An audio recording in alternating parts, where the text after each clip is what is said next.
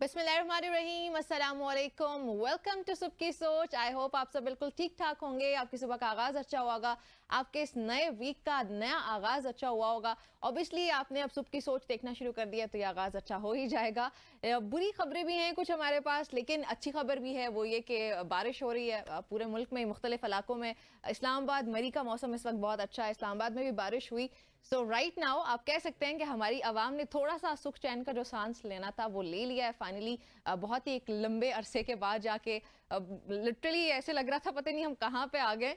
मुझे याद है अप्रैल के एंड तक बिल्कुल भी देयर वाज नो गर्मी आप कह सकते हैं, कुछ भी नहीं था इस तरह का मसला। लेकिन अभी oh hi, where are you going? Cricket के सेगमेंट अभी हमने बाद में करना है। बस वो निमरा मसला ये हो गया कि मुझे मतलब हस्नैन आपको महंगाई पता है मुझे दोस्ती यारी की मैं बात करता था। हाँ तो यहाँ पे भी कप्तान ने मुझे कहा कि आप ऑलराउंडर बने। ना करे। हाँ तो मैं ऑलराउंडर सीरियसली बनने के उसमें हूँ। रियली हाँ हाँ, क्या करने जा रहे हैं आप? कोशिश कर रहा हूँ कि आप अगर मॉर्निंग शो में एडजस्ट कर लें तो। तो आप माइंड वाइंड नहीं करेंगे? नहीं, कप्तान ने तो कह दिया तो फिर आपको भी कप्तान ने कहा होगा। अच्छा रियली? हाँ, हाँ चले ठीक है, अब सरप्राइज खत्म करते जी। हसनैन को वेलकम करते हैं अपने शो पे। Thank you. और हसनैन का भी अब शो हो चुका है ये सबकी सोच। आज के बाद हसनैन भी हमारे साथ हुआ करेंगे। और हसनैन अब आप अपनी नशिस्त संभाल लें, अगर सीट तो संभाल लें। नशिस्त संभाल लें प्लीज थैंक यू, अपनी। Thank you. असल में सारा खेल कुर्सी का होता है ना, कुर्सी का, कुर्सी का खेल होता कुर्सी है। पे आपका कब्जा था। Exactly। मेरा कब्जा बढ़ गया है जी। अब थोड़ा सा आप अगर आपकी डिशेस थोड़ी सी उस तरफ है अच्छा, अभी। यहाँ पे हाँ अच्छा, नाजिर आज हसनैन को लाइव हम एडजस्ट करवा रहे हैं। आपकी भी निश्चित और सुधर है। मेरी नशिस्त मुझे भी कैमरामैन की तरफ से इशारा आ रहा है कि मुझे भी थोड़ा सा स्लाइड आउट होना है। एनी हाउ कैसे आप? निमरा, सबसे पहले आपका शुक्रिया, आपकी पूरी प्रोडक्शन टीम का शुक्रिया, और फिर एबीएन न्यूज़ का शुक्रिया जिन्होंने मेरे ऊपर ये कॉन्फिडेंस किया, क्योंकि आपको पता है कि मैं स्पोर्ट्स का पूरा चंक मेरे पास था, लेकिन अब ये जो नई जिम्मेदारियां हैं मॉर्निंग शो की, मैं समझता हूँ कि काफी इसको बड़ी जिम्मेदारी है, जिम्मेदारियां 2 बड़ी हैं। घंटे जिस की। तरह मैंने आपको बताया ना कि कप्तान ने कहा कि पहले आप 4 ओवर्स करवाते थे, अब आपने फील्डिंग भी करनी है और साथ में बैटिंग भी करनी है। हाँ। So morning show is kind of allrounder role. कसम तो मैं उम्मीद करता हूँ कि मैं इस रोल पे पूरा अच्छा, उतरूंगा। एक सेगमेंट होता है हमारा पॉलिटिक्स का, दूसरा होता है हमारा स्पोर्ट्स का, तीसरा इकोनॉमी का। इट्स लाइक अ देखिए, combination of each and sports तो वो अब एवरीथिंग। ये कह सकते हैं कि वो मेरी बॉलिंग है। हाँ वहां पे तो मैं ठीक वहां पे हूँ। अब आजकल जो मैं रेस्ट किया आपकी करूंगी। इंफोटेनमेंट है, इंटरटेनमेंट है, वो आपकी फील्डिंग हो गई। हाँ ठीक है, और पॉलिटिक्स बैटिंग है तो बैटिंग में इंप्रूव कर लूंगा। बैटिंग इंप्रूव कर लेंगे, हाँ। उसमें अब मैं भी आपकी हेल्प कर दूंगी, हाँ, स्पोर्ट्स में आप देखिए, मेरी हेल्प स्टार्ट कर में दीजिएगा। छक्के आपने लगाने, ठीक है, मैंने सिर्फ सिंगल डबल करने। ठीक हो गया, ठीक हो गया। That's the plan guys. Hasnain हमें ज्वाइन कर चुके हैं। हसनैन वैसे अच्छी खबर आप लेकर आए हैं, मौसम बड़ा अच्छा लेकर आए हैं आप हमारी आवाम के लिए, लेकिन इतनी बुरी खबर लेके आने की भी जरूरत नहीं थी। अब प्रोग्राम का भी आगाज कर ही जी लेते जी जी। हैं। बुरी खबर लेके आए गाइस आप लोगों के लिए हसनैन, वो ये कि महंगाई की जो हमारी सताए अवाम थे उनके लिए इतना महंगा पेट्रोल उठा कर ले जी आए। हाँ, हुकूमत ने पेट्रोल की जो कीमत है उसमें 7 रुपए से जायद का इजाफा कर दिया है। वजारत खजाना ने पेट्रोलियम मसनूआत में इजाफे का नोटिफिकेशन जारी कर दिया। नोटिफिकेशन के मुताबिक पेट्रोल की कीमत में 7 रुपये 45 पैसे फी लीटर इजाफा किया गया। पेट्रोल की नई कीमत फी लीटर 265 रुपये 61 पैसे हो गई। ओ माय गॉड, ये 265 रुपए 61 पैसे। मुझे याद है हसनैन, जब ये पीटीआई की गवर्नमेंट में 150 रुपए की खबर आई थी, आई रिमेंबर एग्जैक्टली कि वो 150 का फिगर आया था सामने, तो वो ऐसे लग रहा था पता नहीं किसी ने क्या कर दिया। And I was thinking in my head कि कभी भी पीटीआई को वोट नहीं करना है, इस गवर्नमेंट में बहुत ज्यादा महंगाई आ चुकी है। और आज हम 265 पे पहुंच चुके हैं। और वैसे उससे 3 साल पहले 66 पे भी था। हाँ 66 मतलब वो वही ना, एकदम से जब वो पीटीआई की गवर्नमेंट में ना महंगाई यूं ऊपर जाना शुरू हुई थी, और वो 150 हमें बहुत ज्यादा लग रहा था। Exactly. अभी दुआएं कर रहे हो कि अभी काश तो वो टाइम आ जाए। 332 से नीचे आया है, तो थोड़ा सा कम लग रहा है। कम लग रहा है वाकई, आप ठीक कह रहे हैं। अभी लिटरली दुआएं निकल रही हैं मुंह से कि भाई प्लीज 150 वाला फिगर ला दो एक बार फिर से।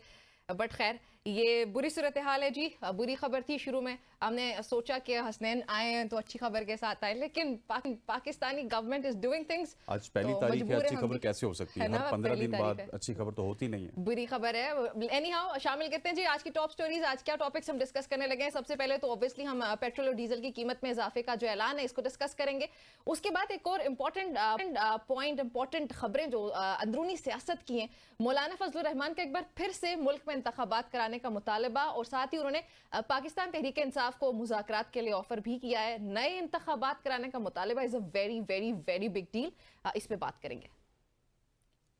मोहसिन नकवी को सेनेट नशिस्त से नाअहल करार देने की दरख्वास्त कल समाअत के लिए मुकर्रर। बिल्कुल जी। और इसके अलावा एमकेएम वफ्द की बिलावल भुट्टो जरदारी से मुलाकात हुई, सियासी और मुआशी सूरत हाल पर तबादला ख्याल किया गया है और ठंडी गर्म मुलाकात थी वैसे, है ना, ठंडी गर्म मुलाकात थी। और सदर मुमलिकत ने माली साल 2024-25 के बजट की मंजूरी दे दी है और हम अपने इकदामात से नॉन फाइलर की इख्तरा यानी कि स्टम्प को ख़त्म कर देंगे। वज़ीर ख़जाना ये कह रहे हैं। वज़ीर ख़जाना ने कल बहुत इंपॉर्टेंट दिए हैं, डिटेल में देखेंगे कि उन्होंने क्या क्या पॉइंट्स पेश किए, कौन से पॉइंट्स थे जो उन्होंने डिस्कस किए और कौन सी ऐसी चीज़ें हैं जो मईशत की बेहतरी के लिए ज़रूरी हैं। प्रोग्राम में आगे बढ़ के उस पर भी बातचीत करेंगे। जी हाँ, जिंदा नहीं रहना चाहता सीनियर अदाकार राशिद महमूद बिजली का ज्यादा बिल आने पर आपदीदा हो गए। और ये अब इस पूरे मुल्क की कहानी है कि बिजली का जो बिल है वो इसी तरह आता है, 20,000, आप सोच लें 25,000, हसनैन कि 30,000, ये मुल्क की 40,000। एलीट है, ठीक है, एलीट जी हाँ। क्लास अगर इस तरह रो रही है, ये हमारे मुल्क बल्कि के ये जो आर्टिस्ट आर्टिस्ट हैं, yes, फनकार है, ये आपके मुल्क का एक बहुत बड़ा एसेट असासा होता है। है, लेकिन असासा है। अनफॉर्चुनेटली हमारे यहाँ होता ये है कि जब एसेट आपका थोड़ा सा पुराना हो जाता है ना, हाँ, तो कदर नहीं वो करते ना, उसकी हमारे कदर मुल्क में नहीं कदर होती। नहीं है। Exactly. डॉक्टर अब्दुल कदीर की कदर नहीं हुई जाए इस मुल्क में, वहाँ किसी और की क्या होगी। एनी हाउ, इस पे आपकी मुलाकात भी करवाएंगे इनसे और जानेंगे कि क्या मसाइल चल रहे हैं। उसके बाद जी बलूचिस्तान में बारिश हुई। एक और मसला है, हम मतलब अभी प्रोग्राम के स्टार्ट पे मैंने कहा कि खुशखबरी है कि बारिश हो रही है पूरे मुल्क में, लेकिन साथ जब ये खबरें आती हैं यकीन जाने बड़ा दुख होता है क्योंकि हमारी इंतजामिया कभी भी तैयार नहीं होती। बलूचिस्तान में बारिश हुई और उसके नतीजे में 6 अफराद जाम बहक हो गए, लैंड स्लाइडिंग हुई, उससे हजारों गाड़ियां फंस गई। बाकी भी अगर बात करें शहरों में तो यही मसाइल इसके देखे। अलावा इंडिया में भी, हाँ, नई इंडिया में दिल्ली भी, में इंडिया बारिश में भी का ऐसा। 88 साला रिकॉर्ड टूट गया और निज़ाम ज़िंदगी जो इंडिया में है वो भी दरहम निज़ाम बरहम हो गया। दरहम और इवन बरहम, आपने बिल्कुल। देखा होगा कि दुबई में भी इसी तरह का सीन हमें देखने को। अच्छा, वहाँ पे गवर्नमेंट्स बड़ी एक्टिव होती है ना, पाकिस्तान में इस तरह होना नहीं चाहिए। दुबई का इंफ्रास्ट्रक्चर इज डिफरेंट, पाकिस्तान का इंफ्रास्ट्रक्चर डिफरेंट है और यहाँ पे चीज़ों को किसी और तरह से लेके जाना चाहिए हुकूमतों को, वो लेकर जाते नहीं है। बड़े मसाइल हैं जी ये। और अभी एक और मसला हमारा पेट्रोल की फी लीटर कीमत, उस पर डिटेल में बात करते हैं। 7 रुपये 45 पैसे और हाई स्पीड डीजल की फी लीटर कीमत में 9 रुपये 56 पैसे का इजाफा कर दिया गया। I can not digest it, I literally can not digest it. और दूसरी ये जानिब बहुत ज्यादा हो रहा है। दूसरी जानिब और भी खबरें आ रही हैं कि सरबराह जेओआई मौलाना फजलुर रहमान ने प्रेस कॉन्फ्रेंस करते हुए एक बार फिर मुल्क में दोबारा इंतखाबात का मुतालबा कर दिया। अभी अभी इंतखाबात हुए थे और फजलुर रहमान साहब कह रहे हैं कि अच्छा, एक दफा फिर करवा दें। जैसे कोई मजाक चल रहा है, आपने हर रोज मुल्क में इंतखाबात करा देने। और अच्छा, यही बात नहीं सिर्फ उन्होंने की, जो मुझे ज्यादा इंपॉर्टेंट बात लगी, उन्होंने इंतखाबात का मुतालबा तो चलो किया ही, उन्होंने साथ ये कहा है कि मुल्की फौज के मामले पर कौम फौज के शाना बशाना खड़ी है। और उन्होंने कहा कि इदारों को अपनी जिम्मेदारी अदा करनी चाहिए। इस्टेब्लिशमेंट और जो हमारे खुफिया इदारे हैं वो इंतखाबात से बाहर रहें, वो मुदाखलत ना करें। इस पर बातचीत करने के लिए हुमा बकाई हमारे साथ मौजूद हैं, उनसे उनका एनालिसिस जानते हैं। हुमा, अस्सलाम वालेकुम। हुमा, ऑब्वियसली अभी हम जिक्र कर रहे थे कि 150 जब पेट्रोल की प्राइस हमारे सामने आई थी पीटीआई गवर्नमेंट में, we were shocked, we couldn't digest it back then. और आज वापस हम 2-3 साल के बाद 265 को भी डाइजेस्ट करने पे मजबूर हैं। How do you see that? हम आगे की तरफ जाने की बजाय बहुत ही पीछे चले जा रहे हैं। जी, मेरे ख्याल में कि इकोनॉमिक मेल्टडाउन तो है और इकोनॉमिक मेल्टडाउन को के इदराक के लिए जो चीज़ें या जो स्ट्रैटेजीज लाई गई हैं उसमें कुछ भी नया नहीं। जो पहले बात की जा रही थी, फॉर एग्जाम्पल ऑस्टेरिटी होगी, तो क्या कैबिनेट का साइज छोटा हुआ है? क्या पार्लियामेंटेरियंस की मरात में इजाफा नहीं हुआ? क्या प्रोटोकॉल की लंबाई और चौड़ाई में कोई कमी आई है? इस तरह का कोई भी ऑस्टेरिटी का स्टेप आपको हुकूमत की तरफ से नजर नहीं आता।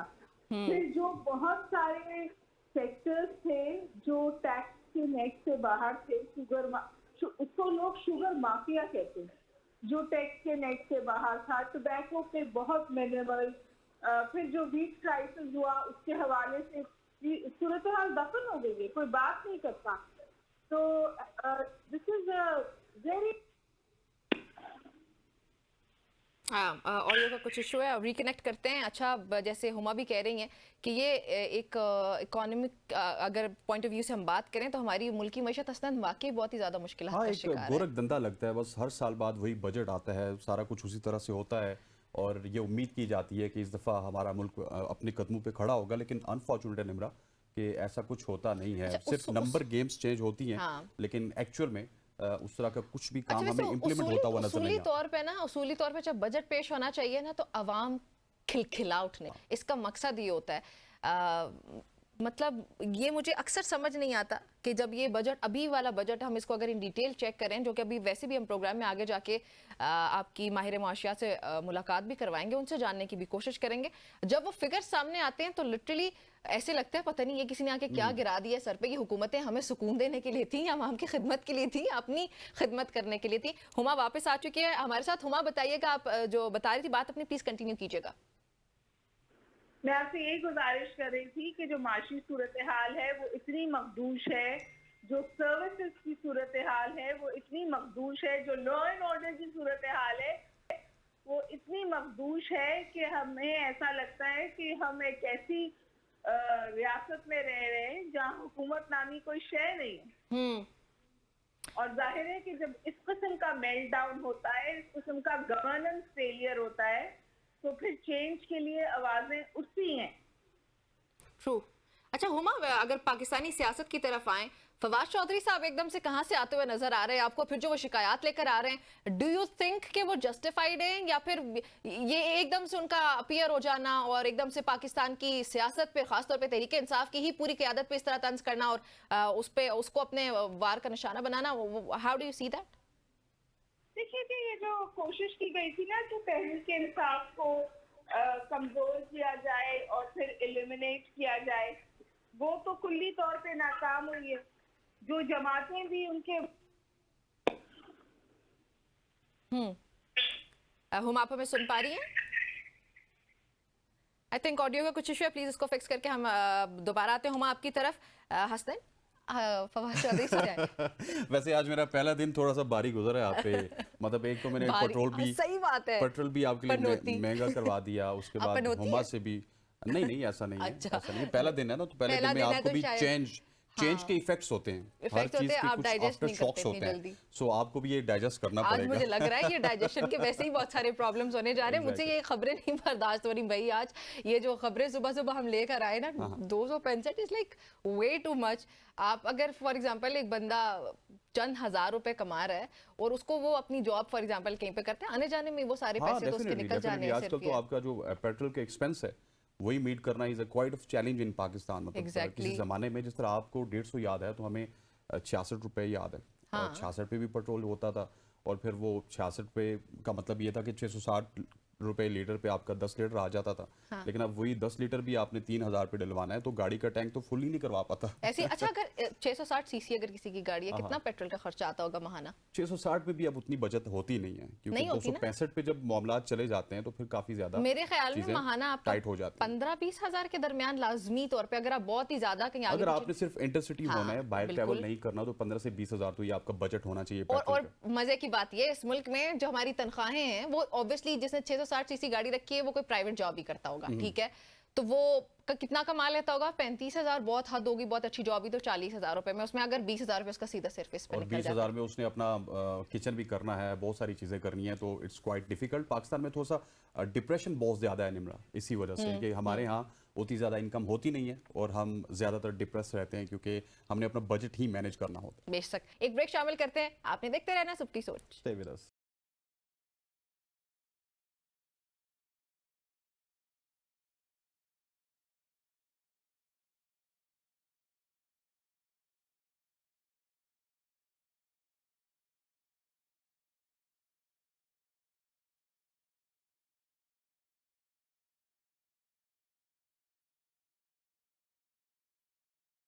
वेलकम बैक जी, एक बार फिर से आपको खुशामदीद कहते हैं सबकी सोच में। हसनैन, एक बड़ी इंपॉर्टेंट मुलाकात हुई, MQM के वफ्द की मुलाकात हुई है जी बिलावल भुट्टो जरदारी से।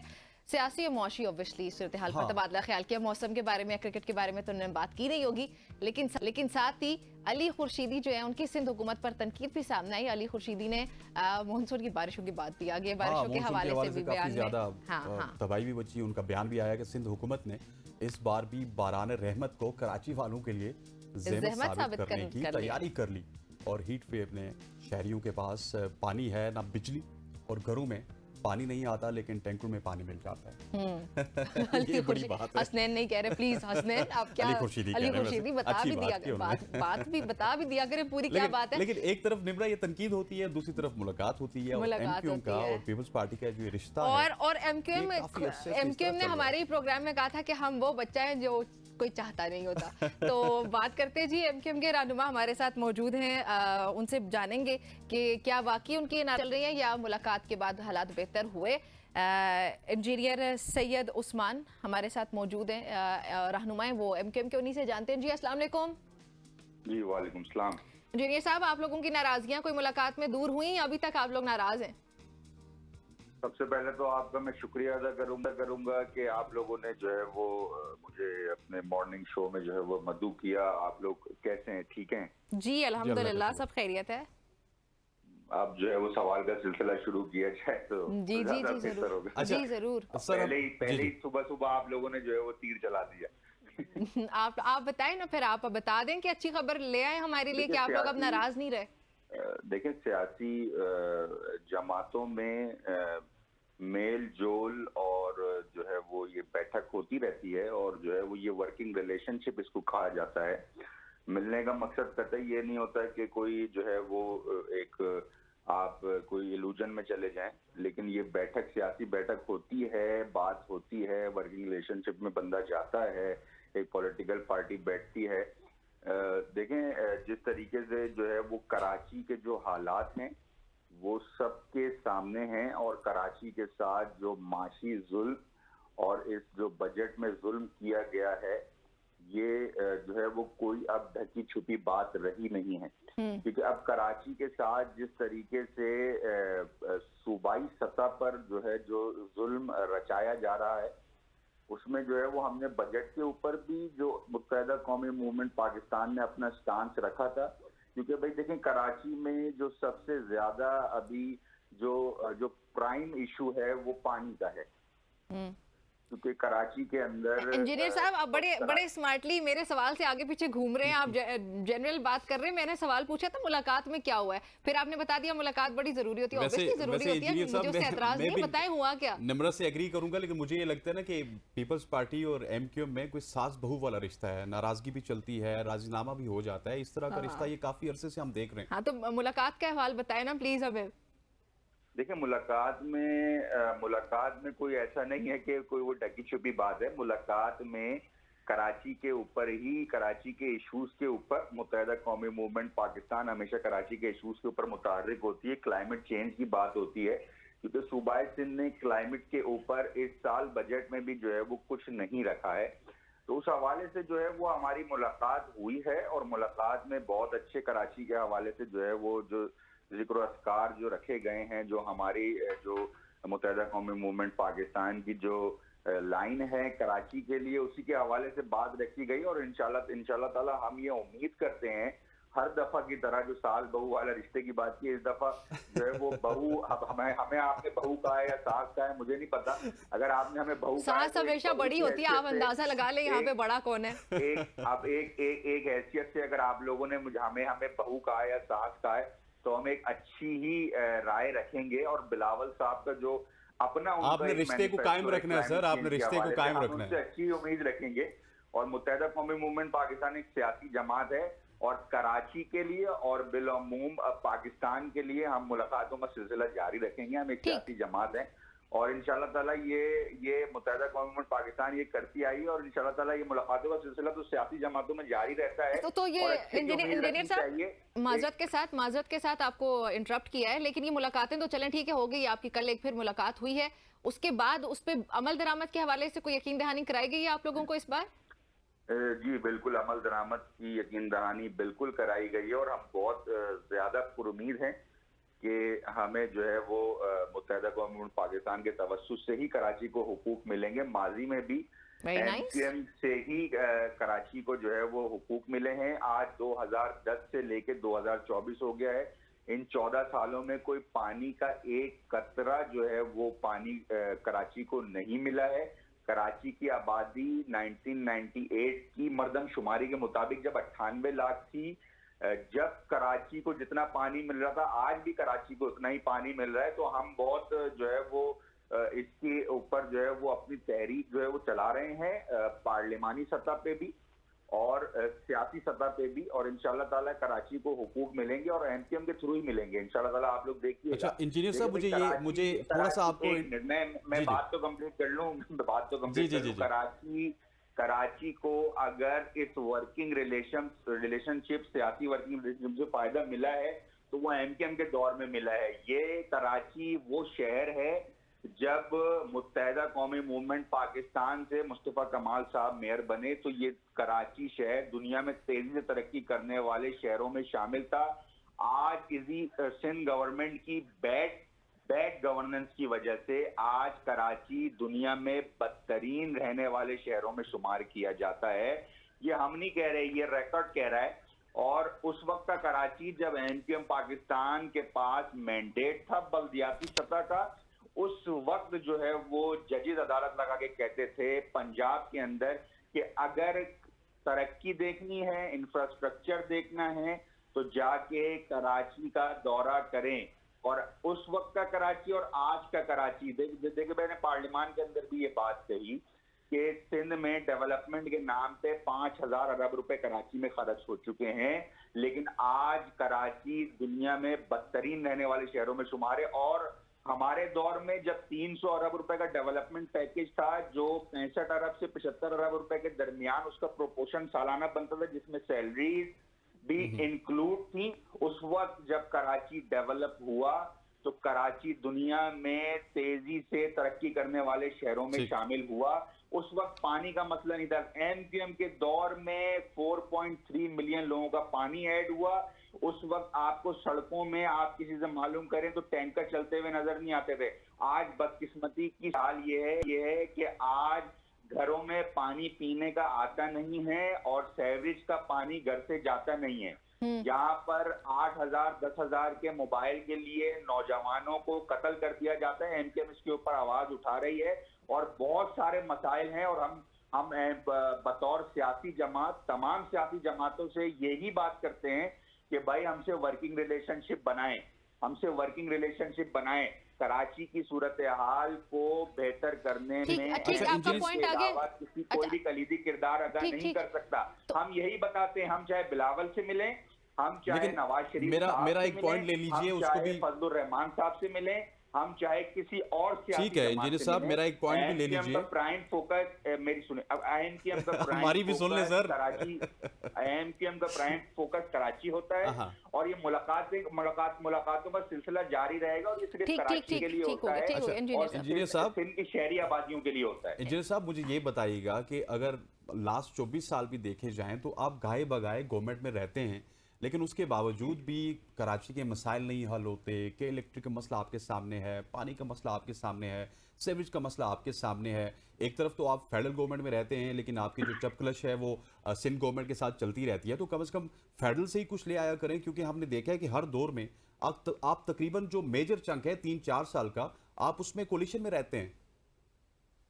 जी ऐसा ही है। देखिए, बतौर सियासी जमात हम हमेशा से यही कहते हैं कि हुकूमत में जाके ही आप अपना एहतजाज पार्लिमानी कर सकते हैं। इसमें ये राय हम कभी भी कोई इलेक्शन कोई भी पॉलिटिकल पार्टी लड़ती है, हम आज भी ये अपने स्टांस के ऊपर हैं कि हम जो है वो हारने के लिए या अपोजिशन में बैठने के लिए नहीं जाते। और मैं आपको जो है वो ये आपके इल्म में ले आऊं कि आपने सिंध हुकूमत की बात की है, तो हम सिंध हुकूमत में मेरे भाई हसनैन भाई, हम सिंध हुकूमत में ऑपोजिशन में हैं। नहीं, मैं सिंध की बात नहीं कर रहा, मैं फेडरल की बात कर रहा हूं। मैं फेडरल की बात कर रहा हूं। अभी आपने सिंध मैंने कहा कि सिंध के साथ आपके गिले रहते हैं और फेडरल में आप रहते हैं। सुबह सर आपकी तो सुन रहे हैं आप, जी सर, आपने सवाल भी नहीं सुने। अरे मेरी सुन तो लें, आपने हसनैन साहब ने बोला है, मैं आपको बता रहा हूँ, मैं आगे आ रहा हूँ, मुझे आगे तो जाने दें। आप लोग जो है वो कोई बैठने की तैयारी करके प्लीज। मैं ये कह रहा हूँ, सिंध हुकूमत में वी आर इन ऑपोजिशन और सिंध हुकूमत में हम ऑपोजिशन में हैं और फेडरल में हम जो है वो हुकूमत में हैं। हमने ये बात जो है और हमारा वर्किंग रिलेशनशिप आपको मालूम है कि मुस्लिम प्राइम हमारा जो इत्तेहाद है वो हमारा मुस्लिम लीग नून के साथ है। जब 2022 में जो है वो ये हुकूमत जो है वो चेंज हुई थी, तब्दील हुई थी, जब पीटीआई की हुकूमत गई थी और पीडीएम की हुकूमत आई थी, और जो है वो ये बहुत बड़ा जो है वो एक लैंडमार्क है। आपको पता है कि डेवलपमेंट के नाम पे अल्हम्दुलिल्लाह हम लोग जो है वो कराची के लिए 10 से 15 अरब रुपए इस कराची के लिए ला रहे हैं अल्हम्दुलिल्लाह। और एमपीएम पाकिस्तान इस कराची की खस्ता हालत की वजह से और जिस कराची को जो नेशनल लेवल के ऊपर जो है जिसका गला घोटा गया, और अल्हम्दुलिल्लाह इसके ऊपर कामयाब हुए हमारे, और एमपीएम की क़यादत इस हवाले से जो है वो हर दफा बैठी है। और कराची के लिए बात की, आप मर्दमशुमारी के ऊपर 2023 का रिकॉर्ड उठा लें कि कराची के अंदर जो मर्दमशुमारी हुई है, आपको मालूम है 1,35,00,000 पर इस शहर को की मर्दमशुमारी जो है वो खत्म कर दी गई थी। तमाम जो 60 डिस्ट्रिक्ट थे वो बंद कर दिए गए थे। एमपीएम पाकिस्तान ने 7 दफा तारीख बढ़वाई कि कराची के साथ गलत हो रहा है, ज्यादती हो रही है। According to the census of 2017 Sindh की 33% आबादी कराची में मुकीम थी। वो शिकायतों में जमात इस्लामी के इंजीनियर साहब, जमात इस्लामी भी अब आप एमकेएम के लैंडमार्क पूछ रहे हैं कि विफाक में रहने की वजह से आपने क्या लैंडमार्क अचीव किए, तो मैं आपको लैंडमार्क बता रहा हूँ ना। 1,35,00,000 पे कराची की आबादी बंद कर दी जो 26% थी। हमने मीटिंग की, अगर हम हुकूमत में नहीं होते तो मीटिंग कैसे होती? आप और मैं अभी वजीर आजम से मिल सकते हैं? नहीं मिल सकते। एमकेएम हुकूमत में थी, एमकेएम ने हुकूमत से टाइम लिया, एमकेएम शहबाज शरीफ साहब से मिली, एमकेएम एहसन इकबाल साहब से मिली, इन सब से मिलने, हुकूमत की वक्त के साथ मिलने के बाद 7 दफा आपको अगर याद हो तो मर्दमशुमारी का वक्त जो है वो बढ़ा, और 1,35,00,000 से आज आप कराची की आबादी 2,04,00,000 है, जो सिंध की आबादी का 37% है। अभी भी हम ये क्लेम करते हैं कि सिंध की आबादी का 50% कराची में रहता है, लेकिन एमकेएम की वजह से ये जो 11% आबादी बढ़ी है, ये भी एमकेएम की वजह से बढ़ी है। कराची में सूबाई असेंबली की नशिस्तें 44 हुआ करती थी, इस एमकेएम की हुकूमत में रहने की वजह से आज सूबाई असेंबली की नशिस्तें 47 हैं। सिंध में नहीं बढ़ी, सिर्फ सिंध के शहर कराची में 3 सूबाई असेंबली की नशिस्तें बढ़ी। आप नेशनल असेंबली की बात करें तो कराची में जो है वो नेशनल असेंबली की सीट में इजाफा हुआ।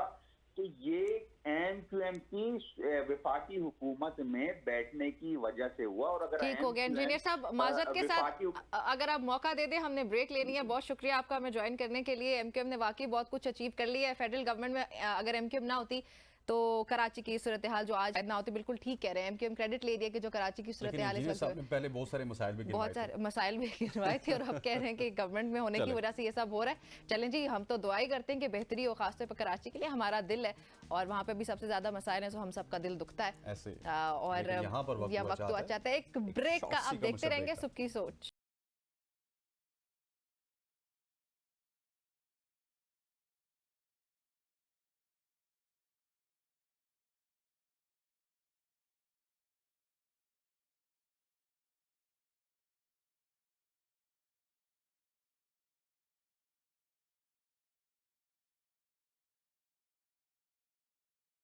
वेलकम बैक जी, एक बार फिर से आपको खुशामदीद कहते हैं सबकी सोच में। मुझे लगा आप वेलकम बैक करने लगे, इसलिए आई टुक अ ब्रेक। मैंने पहले कहा था कि शुरू में छक्के आपने लगाने हैं, मैंने सिंगल डबल करना है। ओके ये ना बाद में आपने छक्के लगा के मुझे पीछे छोड़ देना। फिनिशर आहिस्ता आहिस्ता ठीक हो जाएगा। ठीक हो गया। एक और बात भी खत्म हो चुकी है, हमारे साथ मुमलिकत भी फिनिशर बन चुके हैं। बजट की जो इतनी लंबी चौड़ी बहस चल रही थी वो खत्म हो चुकी है, मंजूरी दे दी गई है। सदर पाकिस्तान आसिफ अली जरदारी में किसी और का नाम लेने लगी। 2025 और 2024 पर दस्तखत कर दिए। निम्रा शायद ममनून हुसैन को भी याद कर रही थी। सदर मुमलिकत ने आरिफ अलवी का नाम आने लगा था मेरे शरीफ की एडवाइस पर फाइनेंस बिल की मंजूरी दी, और कौमी असम्बली सेक्रेटेरिएट की जानिब से गुज़श्ता दिनों फाइनेंस बिल में तरमीमी बिल 2024 से ऐवान सदर को भिजवाया गया था। ऐसा ही है, फिर सदर आरिफ अली जरदारी ने फाइनेंस बिल की तौसीक कर दी है। अभी भी ममनून हुसैन कहना चाह रही थी। मेरे पता नहीं क्या हो रहा है, मेरी टंग स्लिप करी और वो भाग के ना आरिफ अलवी आ रहा है। वो शायद अभी आदत नहीं हुई आसिफ अली जरदारी कहने की। इनकम टैक्स की छूट सरकारी और जो रिटायर मुलाजमीन हैं उनको तो मिली है, लेकिन इसी हवाले से वजीर खजाना ने क्या कहा, पहले वो सुनते हैं और उसके ऊपर फिर डिस्कशन को कंटिन्यू रखेंगे। 42,000 रिटेलर्स हैव रजिस्टर्ड और इन पे टैक्स का इतलाक जो है वो होना जा रहा है इंशाल्लाह from July. In this particular budget we have taken it to the punitive level. अगर मैं नॉन फाइलर हूं, मुझे 3, 4, 5 दफ़ा ज़रूर सोचना चाहिए कि मैंने अपना टैक्स फाइल करना है या नहीं करना। जो end to end digitalisation of FBR, महसूलात तो उसमें होंगी, बिकॉज जितनी ह्यूमन इंटरवेंशन कम होगी उतनी करप्शन कम होगी, उतनी जो इंसेंटिवाइजेशन टू फैसिलिटेट, बिकॉज ये ताली दोनों हाथ से बचती है। सो ये फाइनेंस मिनिस्टर की बात ताली भी आपने दोनों सुनी है, हाथों से बजती है। हसनैन आप खुश लेकिन हैं? ये ताली सिर्फ मेरे ऊपर बजती है, निम्रा के ऊपर बजती है, इस वक्त करोड़ों अच्छा, की आवाम जो एक हमें देख मजे रही की है। बात है, जब एक हाथ से बजती है तो वो ताली नहीं थप्पड़ हो जाता है। एग्जैक्टली। देखिए, ये वहाँ पे थप्पड़ बरसाए जा गरीब रहे पे हैं। टैक्स लगता है, हाँ। ठीक है, जो मरात हैं अमीरों की या फिर जो तगड़े लोग हैं, जो इंडस्ट्रियल लोग हैं, जो इस मुल्क की एलीट है, उसके ऊपर कोई टैक्स नहीं लगता। और फिर आप जो लोग हैं निम्रा, ये जो आपके वजीर टैक्स हैं, छूट जो मुशीर पिछली हैं, शहबाज राना डिटेल बता रहे थे, उसी को देख लंबे लें, बस चौड़े वहाँ आपके पे जो बात खत्म। पार्लियामेंटेरियंस हैं, इनको तो बहुत सारी छूट है। हाँ, तो इनको वो तो टैक्सेस पे छूट शहबाज है। राना ने जो खबर शेयर की है वो उसको मैं दोबारा से तो नहीं बयान करूंगी, ऑब्वियसली हमारे नाज़रीन ने उसको सुन ही लिया, तो वहीं पे बात सारी खत्म हो जाती है। हसन, मेरा नहीं ख्याल कि उसके बाद कोई बात बच जाती है। इस मुल्क का अलमिया यही है, और ये हमारे लिए अफसोसनाक बात है कि यहाँ पे जो एक गरीब है, जो बेचारा गिन चुन के, जैसे हम मेरे ख्याल start अल्फाज में का discuss- गोरख धंधा होता है, हाँ, बस हाँ। आप उस अल्फाज के गोरख धंधे में सब चीज़ें परो देते हैं और उसके बाद ये एक्सपेक्ट करते हैं कि अवाम हमारी बातों को बाय कर लेगी। और अनफॉर्चुनेट है कि एक काफ़ी तबका ऐसा भी होता है जो इनके हक में होता है, इन्हीं की पार्टी से होता है, तो ये कहते हैं हाँ बिल्कुल ये तो बड़ा अच्छा बजट है। अच्छा बजट है। अब देखें, जैसे फॉर एग्जांपल ना अपने अपनी कोई यहाँ पे पाकिस्तान में ही पावर पॉलिटिक्स और अपने स्टेक्स को मद्देनजर रखते हुए हमेशा बात की जाती है। पीपल्स पार्टी के रहनुमा जब हमारे ही बल्कि हसनैन प्रोग्राम में आए, उस टाइम आप हमारे प्रोग्राम का हिस्सा नहीं थे, so while I was talking to them, वो लोग कहते थे कि हाँ इस बजट में क्या है, मतलब आई वाज लाइक शॉक्ड कि ये क्या बात हो रही है। सो ये मसाइल हैं जी हमारे बजट के जो हमारे सामने आ रहे हैं, उस पर अच्छी चीज़ें भी ऑब्वियसली होती हैं, और वो लेकिन जो उन्हीं के आवाम के सदर लिए ने दस्तखत किए। जी, उन्हीं के सदर नहीं दस्तखत किए ऑब्वियसली, क्योंकि वो सबसे बड़े आईनी ओहदे लेकर बैठी है जमात, और पाकिस्तान पीपल्स पार्टी बड़े मजे से खेलती है कि नहीं हम तो उसका हिस्सा नहीं है। आवाम के लिए एक नए किस्म का नैरेटिव दे देते हैं और फिर उसका हिस्सा होते भी हैं बाकायदा तौर पर, लेकिन मैं उसको खुद देखता हूँ कि आवाम को को डिफेंड भी कर सिग्नेचर लेते देखने हैं। चाहिए कि सिग्नेचर किसने किए और किसके सिग्नेचर बाद ये किसने जाके किए हैं, उसकी जो मंजूरी बजट था, वो मंजूर हुआ। शहबाज शरीफ साहब की एडवाइस पर उसकी मंजूरी हुई, उसके दस्तखत फिर उसके बाद किसने किए, और वो आपके लिए लेकर के आ रहा है। आवाम को ये पता होना चाहिए। और ये जो इनकम टैक्स की छूट है, या फिर अच्छा ये उन ओहदेदारान के लिए जो पूरा कंट्री रन भी कर सकते हैं। हाँ एग्जैक्टली। तो हमारे मुल्क का ये बड़ा एक अफसोसनाक बात है। और हमारे उनके मुल्क पास सारे वसाइल होते हैं, की सारे वसाइल होते सारे वसाइल होते हैं उनके पास A to Z। और इसी हवाले से निम्रा हमारे साथ मौजूद हैं खाकान नजीब साहब, माहिर माशियात हैं, आपके प्रोग्राम में तो आते रहते हैं ये। और आज खाकान नजीब कहाँ साहब से भाई, पूछते हमें हैं। बड़ा कम वक्त देते हैं खाकान साहब, हमारी नाराजगी है आपसे, लॉन्ग टाइम नो सी। जी दुरुस्त, जिंदगी मसरूफ हो जाती है तो फिर मुलाकात कम हो जाती है। हाँ, अभी तो वैसे भी बजट के हवाले से काफी मसरूफ दिन रहे हमारे। खाकान साहब बताइएगा कि ये जो इस बजट का नफाज है, सबसे पहले ये तो कब से होने जा रहा है? ये आज 1 जुलाई से जो फाइनेंस बिल पहले प्रेजेंट होता है, वो बजट स्पीच आप समझ लीजिए तो एक ले होता है, उसके बाद वो फाइनेंस एक्ट बनता है। मेरा ख्याल है कल प्रेसिडेंट ऑफ पाकिस्तान जो है वो उस पर साइन कर देते हैं। जब प्रेसिडेंट साइन हो जाता है तो आज से जो भी तब्दीलियां आपने साइन हो चुके हैं, साइन हो चुके हैं जी, तो फिर ये फाइनेंस एक्ट बन गया, और ये फाइनेंस एक्ट बन के आज से लागू हो गया, विच इज़ 1 जुलाई। आज वैसे भी बैंक हॉलिडे भी इसीलिए होती है, ये सब चीज़ें जो है उनको रिकनसाइल कर लिया जाए। अच्छा, वैसे जो कल हमारे फाइनेंस मिनिस्टर ने बातें की है, 3 पॉइंट्स उन्होंने वाजे किए हैं, बजट के उसूल कुछ बताएं। अगर हमारे नाज़रीन के लिए खाकान साहब आप उनको कुछ आसान अल्फाज में एक्सप्लेन कर सकें प्लीज। देखिए, आसान बात ये है कि अभी भी हमें पाकिस्तान को चूंकि IMF फंड के साथ एंगेजमेंट की ज़रूरत है, तो लार्जली बजट का जो कॉन्टेक्स्ट है वो यूं है कि हमें IMF के साथ एक एग्रीमेंट के साथ चलना है। मैं इस चीज़ से एग्री करता हूं, बट मैं जो दूसरी चीज़ हमेशा कहता हूं और कंट्री अथॉरिटीज़ को कहता हूं, IMF करना तो पाकिस्तान के लिए ज़रूरी है, पर IMF के साथ क्या प्रोग्राम तय करना है ये ज़रूरी नहीं है कि किसी तरह भी IMF तय कर सके। अगर कंट्री अथॉरिटीज़ बहुत मेहनत से काम करें, अपना प्रोग्राम सामने रख सकें, तो पाकिस्तान बहुत बेहतर, बहुत मसावी टैक्सेशन का, बहुत एक्सपेंडिचर्स को कम करके, यानी कि इतना बड़ा हुजम ना हो अपनी स्पेंडिंग का, वो प्रोग्राम और जो रिफॉर्म पे बेस्ड हो रख सकता है। मेरे ख्याल है अभी भी ये काम जो है वो बेहतर तरीके से किया जा सकता है, क्योंकि अभी फाइनलिटी नहीं हुई है प्रोग्राम साइन करने की। एक तो ये बात है। दूसरी ये बात है कि अभी भी गवर्नमेंट ने कोशिश कई जगह पे की है कि टैक्सेशन के निज़ाम को मसावी, फेयर, एकुटेबल और मॉडर्न बनाया जाए। बट आई थिंक शायद समझने की बात यहाँ पे ये है कि चैलेंज इतना बड़ा है कि रिस्पांस उतना बड़ा होना चाहिए। मतलब एग्रीकल्चर इनकम टैक्स से 9.5 अरब पूरे मुल्क से कलेक्ट करना जो है वो एक अनफेयर चीज है, जबकि आप वेज अर्नर्स पर, आप पाकिस्तान के स्मॉल एंड मीडियम एंटरप्राइजेस पर टैक्सेशन को बढ़ा रहे हो। सो आपको सोचना है। इसी तरह पाकिस्तान की रियल एस्टेट को 15% कैपिटल गेन्स टैक्स पे रखना, जबकि अगर मैं या आप हाई इनकम पेयर्स हैं तो हम तो 39% अपनी इनकम पे टैक्स दे रहे हैं। सो इसको मसावी बनाने के लिए बहुत काम करने की जरूरत है। अच्छा और खाकान साहब, तीसरी बात ये है, ये भी थोड़ा सा ऐड कर दीजिएगा, वो जो 3 पॉइंट्स थे उसमें जीडीपी 13% तक, फिर पावर सेक्टर की इस्लाहात थी, और भी बहुत सारी चीज़ें थी जिनको डिस्कस किया गया। क्या आपको ये इम्प्लीमेंट होती हुई नज़र आती हैं? और फिर साथ में आप देख लीजिए कि आज पेट्रोल की कीमत भी बढ़ गई, तो आइंदा आने वाले दिनों में इन्फ्लेशन क्या कहाँ तक रहेगी और ये कीमतें बढ़ती रहेंगी या कोई स्टेबिलिटी आएगी? तो याद रखिए कि पाकिस्तान ने एक तो मतलब हमने 3 चीज़ें मैं हमेशा कहता हूँ ठीक करनी है। एक अपने एफपीआर के निज़ाम को इक्विटेबल, आसान, इतने कॉम्प्लेक्स टैक्सेस के निज़ाम से निकलना है और सादा बनाना है, और जो उसकी हरासमेंट है उसमें से निकालना है। सो ये पहला काम है पाकिस्तान का। दूसरा काम ये है कि पाकिस्तान की जो एनर्जी सेक्टर है जिसका आपने जिक्र किया, उसमें गैस भी, पावर भी और पेट्रोलियम भी, इन तीनों सेक्टर्स को एक एनर्जी एज अ होल सोचना है। जब इस तरह सोचेंगे तो फिर आप सामने आएंगे कि कैसे पावर सेक्टर को ठीक किया जाए ताकि बिजली की कीमत को बढ़ने की एटलीस्ट शरह को कम किया जा सके। जो अभी बिजली की कीमत बढ़ रही है, और अभी 5.25 रुपए का मतलब है 25% बिजली की कीमत अगर बढ़ जाएगी, तो ये ऑब्वियसली एक ऐसा बोझ है जो जनरेशन को ठीक करके, डिस्कोस को ठीक करके, टैक्सेशन को भी कम करके, जो बिलों में बहुत सी होती है, और पाकिस्तान की जो इस वक्त का निज़ाम है जिसको हम बिलिंग का निज़ाम कहते हैं, टैरिफ का निज़ाम है, उसको ठीक करके, आईपीपी से मायदे ठीक करके, अभी सारे काम करने जो हैं बहुत मतलब आई थिंक प्रोफेशनलिज्म मांगते हैं। I don't think it's about the political will, और बहुत ज़्यादा इसका जिक्र होता है। I think it's about the technical will, bringing in the professionals जो ये काम कर सकें। पाकिस्तान में जो लैकिंग चीज़ रही है वो टेक्निकल विल रही है हमेशा। हम वो प्रोफेशनल्स ला ही नहीं पा रहे किसी तरह से भी, और मैं बड़ा क्लियर हूँ इस पर। I work for the government for over 10 years as a professional. मतलब इतनी, जिसे आप कहेंगे, कमी है हर एरिया में, और ये इतने टेक्निकल काम हैं, और इसलिए आपका ये सवाल बहुत ही अच्छा है कि ये हम करेंगे नहीं करेंगे। सो ये जो आपकी सोच है वो इस पे है कि पता नहीं ये डिलीवरी होगी।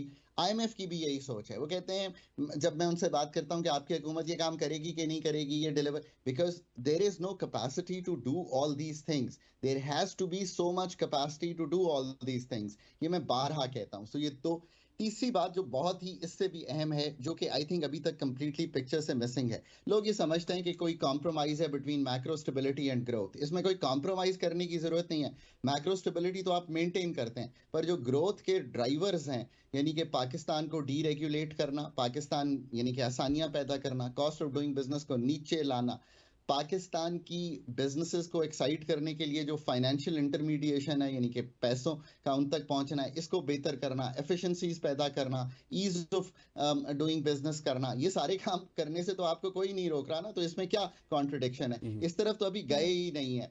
डोमेस्टिक इन्वेस्टमेंट को एक्साइट करना, फॉरेन इन्वेस्टमेंट भी पाकिस्तान में टोटल अगर आप देखें एफडीआई और डोमेस्टिक और डेवलपमेंटल एक्सपेंडिचर्स जो हैं वो कम हो रहे हैं। 13% जीडीपी का रह गया। ये सारे काम जो हैं, इसके ये लिए सारी अलग चीजें टीम हैं चाहिए। खाकान साहब, ये सारे मसाइल हैं, और इसे and on top of that ये खबरें भी सामने आ रही है कि IMF is still not satisfied with what Pakistani government has done. अब उनकी तरफ से डू मोर का मुतालबा आ रहा है, आज फिर वफ्द आने जा रहा है। What do you see coming? क्या होने जा रहा है अभी मजीद? क्या मतलब what do we have to do more? So, honestly, अगर मैं आपको कहूँ, मैंने हमें पाकिस्तान का वो इम्प्लीमेंटेशन प्रोग्राम पूरी मेरे करनी ख्याल में पड़ेगी पाकिस्तान खाकान को ही साहब। उठा के IMF हमें को दे देते इम्प्लीमेंटेशन एक पूरे का दफा पूरा पूरी रख लो करनी भाई पड़ेगी। आप। हम मसला ये है कि हम फंड्स तो ले आते हैं लेकिन उसके बाद इम्प्लीमेंट नहीं करते और वो चीजें लिंगर ऑन हो जाती हैं। मसला तो यहाँ पे बना हुआ है ना। दुरुस्त। सो 25 साल से फेस्को और आईएसको डिस्कोस जो है हमारे फैसलाबाद के और इस्लामाबाद के प्राइवेटाइजेशन की लिस्ट पे है। मेरा ख्याल है शायद 30 साल ही ना हो गए हों। सो खुद ये बिल्कुल दुरुस्त बात है। अब जहाँ तक देखें आईएमएफ का ताल्लुक है, देखें with a lot of clarity I say this, और why do I have clarity? एक तो मैं इंटरनेशनली काम करता हूँ, so I understand how the fund works.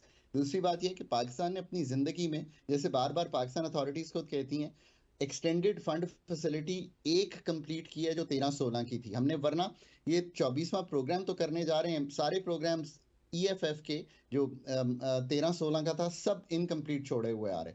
13-16 का प्रोग्राम मैंने एंकर किया है पाकिस्तान के लिए उस कोर टीम के साथ। और इसको हमने बड़ा प्रोफेशनली रन किया, प्रोफेशनल हर सेटअप में लेके भी आए। आज भी मैं कहता हूं कि अभी तो जो निगोशिएशन में आप प्रोग्राम वो डिज़ाइन करना चाहते हैं जो पाकिस्तान में मसावी हो, आसान हो, डूएबल हो और पाकिस्तान के कुछ मसाइल को ठीक कर सके, मैक्रो स्टेबिलिटी दे सके पाकिस्तान को। अब उसके लिए again you have to put team together जो ये काम कर सके। आईएमएफ की तरफ से ये मैं हमेशा लोगों को कहता हूँ कि 10 से 11 लोग ऐसे आएंगे जिन्होंने सारों ने पीएचडीज की हुई हैं, जो सारे सेक्टोरल एक्सपर्ट्स हैं और एक एक काम कर रहे हैं अपने एरिया में। उसके सामने मैंने कई कंट्रीज को देखा है कि वो बिल्कुल एक जनरलिस्ट सी टीम बिठा देते हैं जो कि ऑन द जॉब भी 4 महीने में होंगे, फिर चेंज हो जाएंगे। फिर ये है कि वो जो टीम है जो आईएमएफ की आती है वो डेटा बहुत रन करती है, मॉडलिंग की होती है उन्होंने, तो फिर वो ओवरवेल्म कर देती है कंट्री अथॉरिटीज टीम को। सो आज भी बात वहीं पे है कि कंट्री अथॉरिटीज को अपनी टीम्स बनानी है, अपनी टीम से उन्होंने एक प्रोग्राम सामने रखना है। ओनरशिप आईएमएफ के प्रोग्राम की ना लें, ओनरशिप पहले अपने प्रोग्राम की लें। और वो प्रोग्राम खाली इतना नहीं हो सकता कि जी हम ये प्राइवेटाइज कर देंगे। आपने 30 अरब रुपए सिर्फ प्राइवेटाइजेशन की मद में इस बजट में रखे हैं। आपको बताना पड़ेगा कि इसका तो मतलब है आप कुछ भी बेचने नहीं जा रहे।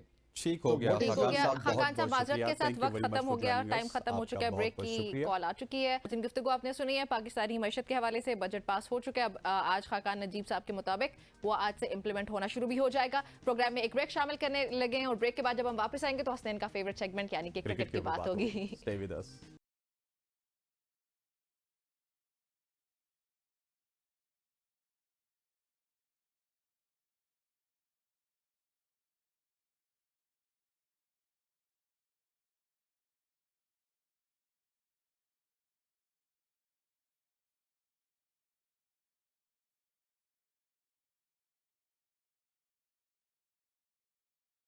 वेलकम बैक टू सुख की सोच। अब बात करेंगे T20 वर्ल्ड कप के फाइनल की, जिसमें सनसनीखेज मुकाबले के बाद जुनूबी अफ्रीका को शिकस्त भारत नया चैंपियन बन गया। आईसीसी T20 वर्ल्ड कप के फाइनल में भारत ने जुनूबी अफ्रीका को सनसनीखेज मुकाबले के बाद 7 रन से शिकस्त देकर 17 साल बाद T20 क्रिकेट का आलमी चैंपियन बन गया। बिल्कुल जी, ऐसा ही है। 177 रन के हदफ के ताकुब में जी जुनूबी अफ्रीका ने अच्छा मुकाबला किया, अच्छा मैच था और वो पॉइंट्स आ रहे थे जहां पे वो कुदरत का निज़ाम कहीं ना कहीं सामने आ रहा था। हाँ, एक लम्हे तो ऐसा लगा जब 24 रन लगे अक्षर पटेल को कि शायद ये मैच ले जाएगा साउथ अफ्रीका और वो जो चौकर्स का टैग है उनसे वो हट जाएगा। लेकिन अनफॉर्चुनेटली 30 गेंदों पे 30 रन थे, वो नहीं बना पाई टीम साउथ अफ्रीका। और जहाँ पे विकेट गिरा क्लासन का, उसके बाद कमबैक नहीं हुआ और पाकिस्तान पूरे में वैसे जश्न था, जश्न का समा था जब 24 रन लगे अक्षर पटेल को। और इसी हवाले से अच्छा, वैसे विराट कोहली को भी बहुत चेयर किया पाकिस्तानीज ने, ऐसा नहीं है विराट कोहली की परफॉर्मेंस को, फिर उसके बाद उनकी रिटायरमेंट वगैरह को। अभी बल्कि मैंने खुद कई स्टोरीज देखी हैं लोगों के इंटरनेट पे, उनके इंस्टाग्राम पे, फेसबुक वगैरह पे, जहाँ पे वो बाकायदा वो बड़े अच्छे तरीके से उनको खराज तहसीन पेश करते हुए अलविदा कह रहे हैं। तो अलविदाई पैगाम थोड़ी सी इस वजह से भी हो गई थी कि रिटायरमेंट के बाद, रिटायरमेंट के वैसे भी ही इज द किंग, मानना पड़ेगा, he is the real king. हाँ, he is the real king। और इसी हवाले से हमारे साथ मौजूद हैं, गहरी डिस्कशन में चले पहली गए दफा हमारे मॉर्निंग शो में हाँ, may be Hasan Raza in person. हाँ, यस, सारे हसन टेस्ट रजा हमारे क्रिकेटर, साथ। वर्ल्ड रिकॉर्ड होल्डर और सबसे यंगेस्ट क्रिकेटर थे। 14 साल की उम्र में इनका डेब्यू हुआ पाकिस्तान की जानिब से। The one and only Hasan Raza. Hasan भाई, आपको खुश आमदीद कहते हैं। खुश आमदीद आप लोगों को भी, गुड मॉर्निंग सुबह की सोच में। और जैसे ही डिस्कशन हो रही थी आप दोनों की, तो मैं सोच रहा था कि काफ़ी डिस्कशन क्रिकेट पे चलती रहेगी, क्योंकि वर्ल्ड कप ऐसा चल रहा था कि पूरे लोग जो हैं वो बॉल और बैट पे 1 महीने से लगे हुए थे। क्रिकेट वर्ल्ड कप पे जो है वो एक्सपेक्टेशन थी कि शायद पाकिस्तान जो है सुपर 8 में आए, शायद पाकिस्तान जीत जाए। बिल्कुल, ये किसको एक्सपेक्टेशंस थी वैसे? पूरी दुनिया की थी, पूरे लोगों साउथ की थी। अफ्रीका भी तो प्रेशर नहीं ले पाया ना। हाँ, प्रेशर नहीं ले पाया। उनका चौकर्स का टैग था, वो चौकर्स का टैग था, मगर स्टैंस में देखें आप, अगर इनके स्टैट्स निकाल के, तो एक टाइम पे कालो गुरु का फ़र्क था साउथ अफ्रीका में, मगर डे बाय डे जो इम्प्रूव किया है 92 से लेके अगर देखें तो 32 साल बाद ये टीम फाइनल में आई। और लोग सोच रहे थे कि टीमें जो होंगी फेवरेट वो ऑस्ट्रेलिया होंगी शायद, या दीगर और टीमें होंगी, मगर यहाँ पर हमने देखा कि अब एकदम से कम बैक करके साउथ अफ्रीका की टीम आई है और फाइनल में खेली है, तो वहाँ पर सरप्राइज़ किया दुनिया क्रिकेट को। और 92 के बाद 32 साल बाद ये टीम जब आई तो आउटस्टैंडिंग खेली, अनबिटन टीम थी सुपर 8 में। जिस तरह से इंडिया और इसका मैच हुआ है, साउथ अफ्रीका का आउटस्टैंडिंग मैच हुआ। एक तरफ पल्ला जो है पहले वो साउथ अफ्रीका की तरफ जा रहा था और दूसरी तरफ जो है वो इंडियंस की तरफ जा रहा था, मगर अगेन इंडियंस जो प्लेयर्स थे उनकी जो कॉन्फिडेंस लेवल था वो आउटस्टैंडिंग था। रोहित शर्मा की कैप्टनसी अगर देखें आप तो बड़ी ज़बरदस्त रही मैच में, और एक प्लान से ही वर्ल्ड कप खेल रहे थे इंडियन प्लेयर्स। लेकिन 30 गेंदों पे अगर 30 रन होते हैं निमरा, पाकिस्तान के बॉलर्स होते हैं हसन भाई, जी, तो फिर क्या होता? फिर वही होता है जो पाकिस्तान के साथ हो गया हो चुका है पहले भी। 120 पे 120 रन नहीं बने थे, यहाँ और पर आपको दाद देनी पड़ेगी इंडिया को। इंडिया को दाद देनी पड़ेगी कि उसने जो है वो वर्ल्ड कप लेके गए, और वो जो है वो मुंह से मैच छीना है साउथ अफ्रीका के। जब जहां पर अक्षर पटेल को 24 रन बने, क्लासिंग ने जो बैटिंग करी, वहां से लग रहा था कि मैच हार जाएंगे ऑलमोस्ट, मगर कुछ डिसीजन भी ऐसे हुए कि जहां पर नजर आता कैच का, अगर लोग बोले तो सोशल मीडिया पे बहुत ज़्यादा कैच का जो है बड़ा जोरों शोर चल रहा था। उसमें जो एक रिव्यू हुआ है, क्या समझते हैं, क्या वो कैच डाउटफुल था? मुझे लग रहा है डाउटफुल था वो कैच, क्योंकि बड़ा डीप से देखा गया है। ये जो हसनैन आपसे मैंने सवाल पूछा था लास्ट सेगमेंट में जब हमने क्रिकेट के वो ये फाइनल से पहले बात की थी, जी डाउटफुल लग रहा था वो, क्योंकि एक ही जब टीवी अंपायर के पास रिव्यू जाता है तो उसमें रिव्यू में एटलीस्ट 2 से 3 दफ़ा देखा जाता है, और वहाँ पर टाइम शॉट ऐसा रहा कि एक ही दफ़ा रिव्यू को दोबारा दिखाया गया, उसके बाद दोबारा नहीं दिखाया गया। एटलीस्ट के नहीं था ब्रॉडकास्टिंग इंडियंस ही हैं जितने भी जो मैचेस होते हैं दुनिया में हर जगह जहाँ पर भी। ये और जब पहले लग भी रहे थे, जब हम फेवरिज्म की बात करते हैं तो कहीं ना कहीं वो बीसीसीआई को फेवर तो जाती है, दुनिया में सबको पता है, लोग भी कहते हैं सोशल मीडिया पे भी। तो वो एक जो पॉइंट था वहाँ से सूर्या कुमार यादव ने जो कैच पकड़ा है वो मुझे लग रहा है कि बहुत क्लोज था, और अगर उसको जूम पे करके देखा जाए तो लेफ्ट फुट जो इनका वो जो है वो कुशन से, बाउंड्री की जो कुशन्स होती है उस पर हमने सेलिब्रेट भी किया रूम में, हमने सेलिब्रेट भी किया जब वो पहली दफा हमने एंगल देखा, आप हमारे साथ ही मौजूद थे, सेलिब्रेट भी किया। लेकिन आजम भी अगर इस वर्ल्ड कप की बात की जाए तो निम्रा आपने भी बहुत सारी स्टेटमेंट्स अपने प्रोग्राम में शामिल की होंगी, माइकल वॉन के हवाले से, फिर इसके हवाले से संजय मंजरेकर जो कि इंडिया के साबिक क्रिकेटर भी रहे आपकी तरह, वो बड़े स्टाइलिश बैटर हुआ करते थे, वो भी आप ये पॉइंट उठा रहे हैं कि इंडिया को बहुत ज़्यादा फेवर मिलती है। अगर इसी तरह फेवर मिलती रही तो फिर वर्ल्ड कप तो इंडिया ही जीतता रहेगा। देखिए इंडिया जीतता रहेगा। लास्ट टाइम भी एशिया कप में देखा कि रिजर्व डे भी दिया गया था उनके लिए, और दुनिया में जब आपने 20 टीमें एसोसिएट की टीमें खिलाई है तो सर सारी टीमों को इक्वल होना चाहिए। इसमें डजंट मैटर स्कॉटलैंड हो, नीदरलैंड हो, पीएनजी नई टीम आई थी वर्ल्ड कप में, 20 टीमें आई हैं, तो सबको इक्वल रखना चाहिए। मगर ज़्यादातर रेवेन्यू, ब्रॉडकास्टिंग दुनिया को पता है कि वो इंडिया की तरफ जारी होती है। मल्टीनेशनल कंपनीज, इनके ब्रांड बहुत ज़्यादा हैं, इनकी क्रिकेट भी पूरी जो है वो दुनिया में खेली जाती है, बहुत ज्यादा है, व्यूअरशिप बहुत ज्यादा है हर जगह, पैसा ज्यादा है, पैसा बहुत है, तो क्रिकेट में ग्लैमर है, वहाँ पे पैसा बहुत है, देखने वाले के साथ भी तो बहुत सारा पैसा आपने मेरी बात सुनी नहीं है, यहाँ पे डाटा बहुत है, वहाँ पे पैसा बहुत है। हाँ डेटा बहुत है और पैसा रेवेन्यू की वजह से ये किया जा रहा है। पैसा यहाँ पर भी बहुत है, मगर पैसे को जो है वो उस तरह से यूटिलाइज नहीं किया जा रहा जिस तरह से इंडियंस करते हैं, जिस तरह ग्रास रूट स्ट्रक्चर क्रिकेट का, और जितनी भी क्रिकेट दुनिया में खेली जाती है उसको डे बाय डे इंप्रूव करती जा रही है। मॉडर्न क्रिकेट में इंग्लैंड को अगर आप देखें इंप्रूव करी है, साउथ अफ्रीका इंप्रूव करी है, इनकी अकेडमीज हैं, वो उन फेवर्स को ना अगर आईसीसी की तरफ से कोई फेवर्स मिले उनको अकोमोडेट भी कर रहे हैं, सही वापस प्रोफेशनली। और फिर हमारा जो स्ट्रांग रोल है पीसीबी का, पाकिस्तान क्रिकेट बोर्ड का, वो उस तरह से नहीं है जैसे दीगर क्रिकेट बोर्ड जो है जाके वो इन्वॉल्वमेंट उनकी रहती है पीसीबी में या बोर्ड में रहती है। तो हमारे यहाँ लैक ऑफ कॉन्फिडेंस भी ये रहा है कि 3-4 साल से बदकिस्मती है कि चेयरमैन चेंज हो रहे हैं, पॉलिटिकल इशू बहुत ज़्यादा क्रिकेट में आ गए, जिसकी वजह से प्रॉपर स्टेबिलिटी नहीं आ रही है प्लेयर्स में, सिलेक्टर्स में, और अनबन चलती रहती हैं। कभी कोई सिलेक्शन कमेटी चेंज होगी, दूसरी आ गई, तो क्रिकेट में थोड़ा सा टाइम पीरियड आपको चाहिए होता है। आप अगर सौरव गंगोली को देखें तो उन्होंने स्ट्रक्चर की बात की इंडिया की कि वहाँ पर T20 फॉर्मेट के प्लेयर अलग हैं, उनके पास 50 ओवर्स के अलग है, टेस्ट क्रिकेट के अलग प्लेयर्स हैं, और शुभमन गिल जैसे प्लेयर्स जो थे इंडिया में वो देखें बाहर बैठे थे T20 में, और हमारा होता तो हम कहते हैं हमारा प्रिंस है, हमारे होते तो हम कहते हैं हमारा प्रिंस है, इसको ड्रॉप करना जुल्म है। और 5 साल बाद हम 2 प्लेयर्स थे जिनको रिटायरमेंट के बाद वापस लेके आए, अहमद वसीम, मोहम्मद आमिर को लेके आए, और जो एक्सपेक्टेशन थी लोगों की उस पे उस तरह से नहीं उतरे। हमारी प्लानिंग का हाल देखिए कि हमने इमाद वसीम को सिलेक्ट किया और आमिर को और आजम खान को कि ये वेस्ट इंडीज में जाके अच्छा खेलेंगे, लेकिन हमारी टीम वेस्ट इंडीज नहीं पहुंच सकी। ये फ्रेंचाइज में अच्छा खेलते हैं, ये फ्रेंचाइज क्रिकेट होती है, पीएसएल में यहाँ अच्छा खेलते हैं, यहाँ पर एक रिलैक्सेशन माहौल होता है। कंट्री के लिए खेलने के लिए आपको प्रेशर जो है वो कंट्रोल करना पड़ता है। जैसे क्लासन जैसे प्लेयर्स देखें, डी कॉक जैसे प्लेयर्स देखें, दुनिया के AB डिविलियर्स जैसे प्लेयर्स देखें कि जब वो फ्रेंचाइज में खेल रहे होते थे वहाँ भी अच्छी क्रिकेट खेलते थे, और जब कंट्री से खेलते हैं तो वहाँ पर भी एक एक्स्ट्राऑर्डिनरी इनिंग्स खेलते हैं, अपनी जो पोटेंशियल है उसमें शो करते हैं ज़्यादा।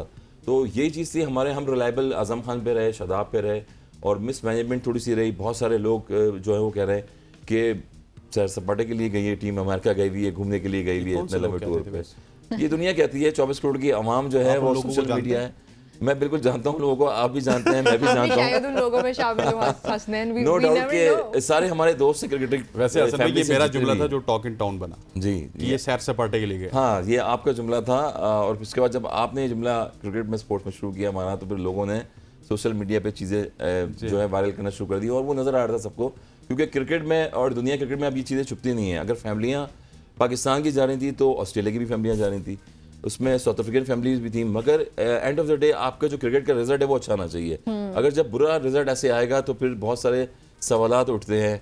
और जब और वो लेजिट सवाल है, वो ठीक सवाल है। जी, उसमें ये था कि टाइम कर्फ्यू का मुझे लग रहा है कि वो एक रिस्ट्रिक्शन जो थी वो नहीं थी क्रिकेट की प्लेयरों की। रात में अगर सुबह मैच हो रहा है तो लोग फैमिली के साथ डिनर कर रहे हैं, खाने खा रहे हैं वहाँ पर, और ये चीज़ें शीशे थोड़ी सी पी रहे हैं। हाँ, ये चीज़ें थोड़ी सी गलत हुई, जिसकी वजह से सेंसर रिएक्शन कर देंगे हसनैन आपको। नहीं, वो तो पूरे ये तो सोशल खबर मीडिया चली में दुनिया की जो और ये एबीएन की एक्सक्लूसिव खबर थी जी जो शाकिर अब्बासी साहब ने दी थी। हाँ, शाकिर भाई साहब वहाँ पर जो है वो वो स्पोर्ट्स तो के हाँ बिल्कुल, वो जो प्रोग्राम जितने भी attend थे कर वहाँ से चुके हैं हमें वो तो। अपडेट कर रहे थे through out world cup.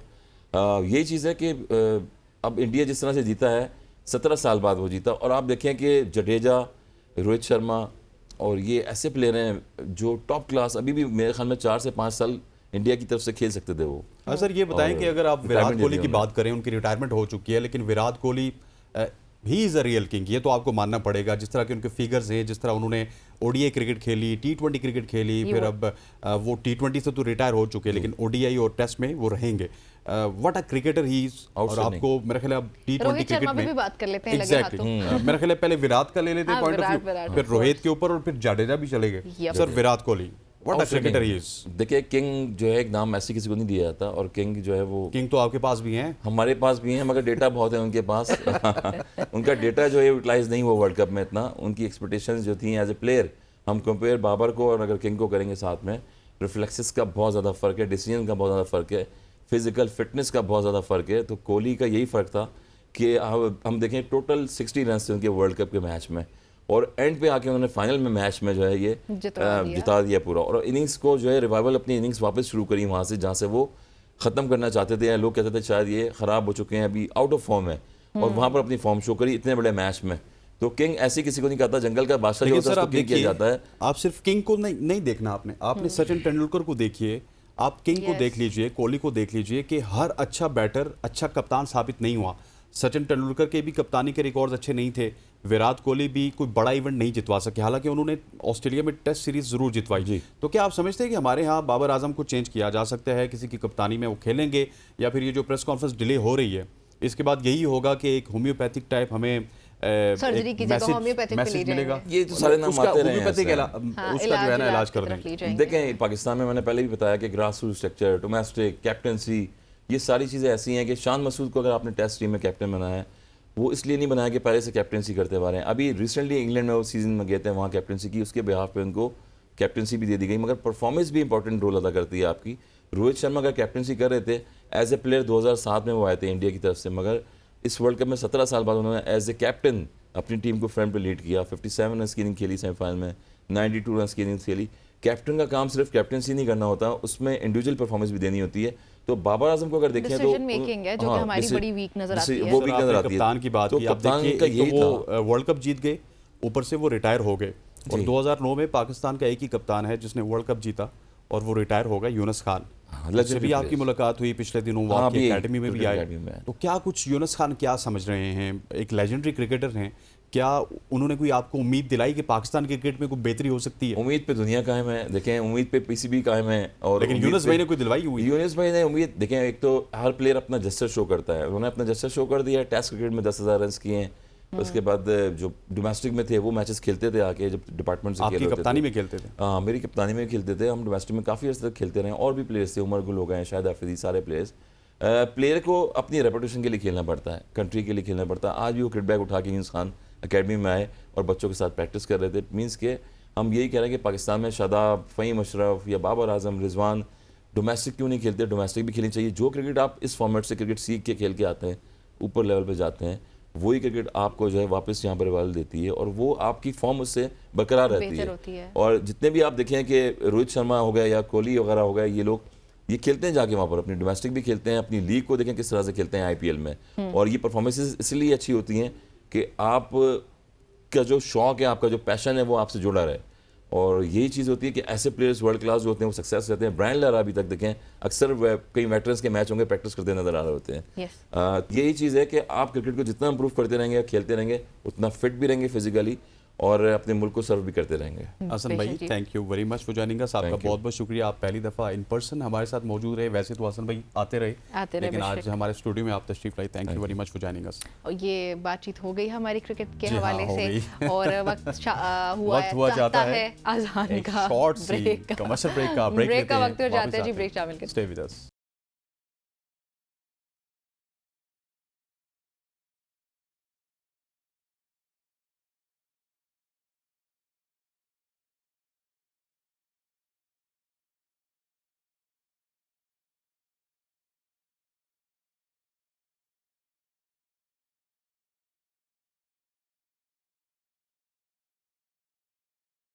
Welcome back जी। एक बार फिर से खुशामदीद कहते हैं सबकी सोच में। एक अफसोसनाक खबर है हमारे पास, बलूचिस्तान से बारिशों का सिलसिला इस वक्त जारी है, which is a good news. लेकिन साथ ही बुरी खबरें भी आना शुरू हो जाती हैं। खुदा ना खास्ता अल्लाह ना करे कि मजीद कोई ऐसी खबरें हैं, लेकिन अभी तक की जो खबरें सामने आई उसके मुताबिक 6 अफराद जाम बहक हुए। बलूचिस्तान में लैंडस्लाइडिंग के वाक़यात सामने आए हैं, हज़ारों गाड़ियाँ उसमें फंस चुकी हैं और 5 रोज़ से जारी ये शदीद बारिशों का सिलसिला है और 6 अफराद जाम बहक, जैसे कि मैंने आपको बताया, 25 के ज़ख्मी होने की इत्तलात भी हैं। अभी हमें इस पर बातचीत करने के लिए ज्वाइन किया जी अताउल्लाह साहब ने, जो कि डायरेक्टर हैं PDMA के। उनसे जानते हैं कि क्या सूरत हाल है। अताउल्लाह साहब, अस्सलाम वालेकुम।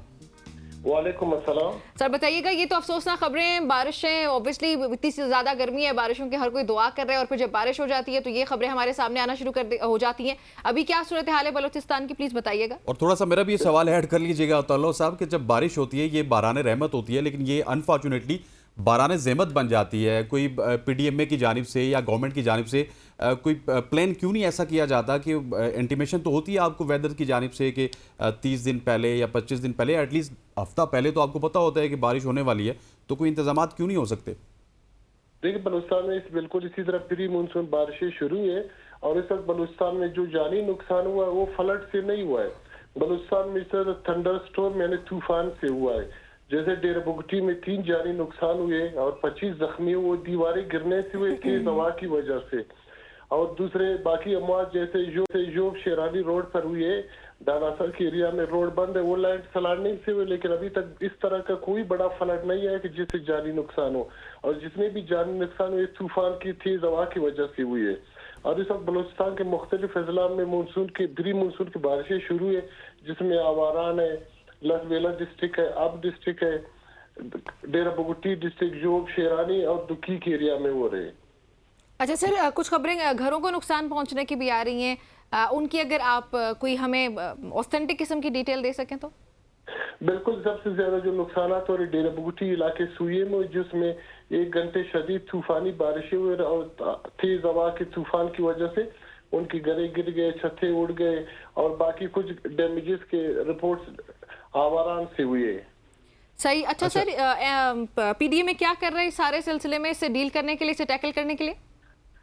ये PDMA ने जब अलर्ट इशू है, PDMA ने अलर्ट से पहले इन तमाम इलाकों में अपने रेस्क्यूअर्स और जो PDMA के पास रिलीफ का आइटम्स है वो ऑलरेडी पहुंचा दिए। डिप्टी कमिश्नर्स एक्टिव है और तमाम। अताउल्लाह साहब, मैं एक थोड़ा सा आपको इंटरवीन करूंगा। मुझे ये बताइएगा कि PDMA, क्योंकि डिजास्टर मैनेजमेंट आपका काम है, ये पूरे साल में तकरीबन 2 महीने ही होते हैं। कभी कभार हीट वेव आ जाती है, कभी कभार बारिशों का सीज़न आ जाता है, या फिर सर्दियों में 2-3 महीने होते हैं। तो हम देखते हैं कि PDMA भी हो, मैं सिर्फ आपको नहीं कह रहा, पाकिस्तान में यही हालात है कि कोई भी डिपार्टमेंट होता है तो वो उसी वक्त एक्टिव होता है जब कोई डिज़ास्टर हो जाता है। क्या PDMA पहले से ये चीज़ें प्लान नहीं कर सकती कि ये जो 6 हलाकतें हुई इनसे बचा जा सकता था, 25 जो लोग हैं जो ज़ख्मी हुए उनसे बचा जा सकता था? देखिए, PDMA पहले से तैयारी कर रहे हैं और बलूचिस्तान में इस वक्त मुसलसल डिजास्टर आ रहे हैं। जैसे अप्रैल के महीने में बहुत ज्यादा बारिशें हुई, बहुत फ्लड आया, अभी मानसून के स्टार्ट हो गए। ये कुदरत, जब कोई डिजास्टर आता है कुदरत की तरफ से, उसको तो रोक नहीं सकते, नुकसानात को बहरहाल बहुत कम कर सकते हैं। लेकिन डेरा बुगटी में जो नुकसानात हुए वो फ्लड की वजह से नहीं हुए, वो इतनी तेज तूफान और आवाज थी कि लोगों के घरों के छतें उड़ गए। तो इस तरीके से कुदरत की तरफ से ऐसे हादसात को तो रोक नहीं सकते, लेकिन हाँ बेहतर मैनेजमेंट के जरिए बहुत लेकिन कम कर घर सकते बेहतर हैं। बना सकते हैं, शायद काम किया जा सकता है, इंफ्रास्ट्रक्चर को बेहतर किया जाए। महकमे मौसमियात की जानिब से अभी बारिशों का क्या सिलसिला है? अभी करंटली अगर सिचुएशन की बात की जाए, आज का मौसम कैसा है? आइंदा कितने रोज बारिशें एक्सपेक्टेड हैं? देखिए मौसमियात की तरफ से आज इस एरिया का सबसे गर्म तरीन दिन होगा। आज के बाद आस्ता मौसम में बेहतरी आएगी, लेकिन अभी तक ताज़ा बारिशों के कोई अलर्ट इशू नहीं हुआ है। लेकिन ये जो मानसून की बारिशें हैं इन्होंने अब होना है, तो पीडीएम में क्या कुछ कर रही है? क्योंकि अभी 15-20 दिन में तो वो स्टार्ट हो जाएंगी। इस तरह की बलूचिस्तान में पीडीएमए अभी फर्स्ट टाइम डिविजनल लेवल पे जा रहे हैं और 3 डिवीजन पे पीडीएमए के रेस्क्यू स्टाफ और दूसरे जो जरूरी सामान है, मशीनरी है, वो पहुंचा दिए गए, जिनमें से नसीराबाद है, खुजदार है और लोरलाई है। बाकी डिवीजन में भी पीडीएमए का प्रोजेक्ट, लेकिन पीडीएमए की नुमाइंदगी वहाँ पे डीडीएमए करता है, जो डिप्टी कमिश्नर है वो उसका चेयरमैन होता है। ठीक हो गया। अच्छा ये भी बताइएगा कि माल मवेशी वगैरह का भी काफ़ी नुकसान होता है इस वक्त, लोगों की क्या सूरत हाल है? जो लोग इसका निशाना बने, ये जाहिर है ओब्वियसली नेचुरल डिजास्टर ही अगर आप इसको ये कह रहे हैं, तो उनको उनकी रिहेबिलिटेशन के लिए क्या किया गया अभी तक? देखिए सब बलूचिस्तान में जो 2022 का फ्लड आया था, फेडरल गवर्नमेंट ने अनाउंस किया कि इनको कंपनसेशन देंगे, आज तक उनको नहीं मिले। जहाँ तक मौजूदा ताल्लुका है, मौजूदा माल मवेशी के नुकसान डेरा बूटी से मिले, लेकिन डिटेल असेसमेंट रिपोर्ट जारी है, जो आ जाएगा फिर बता देंगे इंशाल्लाह। ठीक हो गया। अतुल्ला खान साहब Thank आपका you बहुत very शुक्रिया much. हमें ज्वाइन करने के लिए। अच्छा नाज़रीन आगे बढ़ते हैं प्रोग्राम में। ऑब्वियसली अफसोसनाक खबर है ये भी, जिंदा नहीं रहना चाहता, ये अभी आप बहुत सारे लोगों को कहते सुनते होंगे। और जो हमारी मुल्की मईशत के हालात हैं, आज एक बार फिर से 265 पे हम पहुंच चुके हैं। पेट्रोल की प्राइस की बात की जाए तो इस सूरत हाल में हर दूसरा शख्स उसका यही कहना है कि ये जो मैं जिंदा नहीं रहना चाहता, जिंदा ये नहीं कह रहना रहे हैं चाहता। हमारे सीनियर अदाकार राशिद महमूद, क्योंकि उनका जो बिजली का बिल है वो काफी ज्यादा आ गया। और उन्होंने क्या कहा है हसनैन, पहले नाज़रीन को वो सुनाते हैं ताकि वो खुद ही देख के उसको जज कर सकें कि व्हाट एक्चुअली हैपेंड। ये बिजली का बिल जिसकी डिटेल मेरी ये दूसरा साथ जो क्लिप है उसमें आप देख लेंगे, 45,368 रुपए का बिल आ गया है। 701 यूनिट है। आपके इल्म में है कि मैं 4 मरतबा हार्ट के मुख्तलिफ उस अटैक से रब मुझे जिंदा बचाते रहा है। आज मैं फील कर रहा हूँ कि मेरे रब क्यों बचाया मुझे। तो ये आप अफसोस लोगों है। ने सुना है, अफसोसनाक है, हमारे लिए शर्म का मकाम एक्चुअली हमारी हुकूमतों के लिए कि हमारे मुल्क के आर्टिस्ट जो इस मुल्क के लोगों को, हमारे यहाँ आपको पता है कितने बुरे मसाइल होते हैं और हम उनसे बचने के लिए ना थोड़ा बहुत एंटरटेनमेंट की तरफ जाते हैं, आर्ट की तरफ जाते हैं, फन की तरफ जाते हैं, और जो हमारे लोग हैं उनकी कदर नहीं की जाती। राशिद साहब ठीक हमारे हो गया। साथ मौजूद हैं। राशिद साहब हमारे साथ मौजूद है, सीनियर एक्टर हैं। राशिद साहब आपको खुशामदीद कहते हैं। सबसे पहले तो आपका आपने शॉर्ट भी सुना दिया, बताइएगा अपनी तबीयत के हवाले से बताइएगा, उसके बाद हम मजीद बात को कंटिन्यू करते हैं। बेटे थैंक यू वेरी मच कि आप एक बड़े एक जो इज्तिमाई एक कॉज है मेरा एहतजाज उसके लिए हुआ है। मैंने ना तो कुछ मांगा कि मैं बिल जमा करा के एहतजाज किया। मेरा वो जो कैथारसिस है वो ये है कि आप यूनिट क्या हमसे चार्ज कर रहे हैं हमारे इल्म में नहीं है। 200 यूनिट है तो 3300 या पता नहीं कितने रुपए का, 201 है तो 9000 हो गया, 301 हुए तो 18000। ये कौन है यार? ये कौन से साइंसदान है जो ये जो इजादात कर रहे हैं? कैसे ऐसे खून न छोड़ो नेशन का। हमने बड़ी डिग्निटी वकार से जिंदगी गुजारी हुई है। कोई एलिगेशन नहीं है किसी भी आर्टिस्ट पे कि उसने करप्शन किया। आप तो उनको पैसे नहीं देते, उनके काम के मिलियन देता कोई, तो हम करप्शन का या क्या है? हमने इस मुल्क की बड़ी डिवोशन से खिदमत की है और हमारी शनाख्त है ये पाकिस्तान। तो हमारी अब तो इंसल्ट फील होना शुरू हो गई। पैसों की बात नहीं है, जो जमा था को जिंदगी का बचा के रखा हुआ था वो, इसलिए जब से नया पाकिस्तान शुरू हुआ इस्लाम मौजूद तक कोई काम ही नहीं है लाहौर में जो हम करते थे, जिससे हमने अरबों रुपया कमा के दिया पाकिस्तान टेलीविजन और दूसरे चैनल्स को। तो आज जो है तो बॉदर करने वाला ही नहीं है। सबको अपना अपना कि मेरा सर्वाइवल कैसे होगा, ये एक बैड एटीट्यूड है जो एक्ट में कर नहीं रहा, उसका मैं रिएक्ट अपनी मर्जी से सोच रहा हूँ कि हो जाएगा। ऐसा होता नहीं है। रब ने जब हजरत आदम को जमीन पर भेजा था तो एक ऐसी शिक थी जिसकी जन्नत में उनसे था कि इसको नहीं छेड़ना।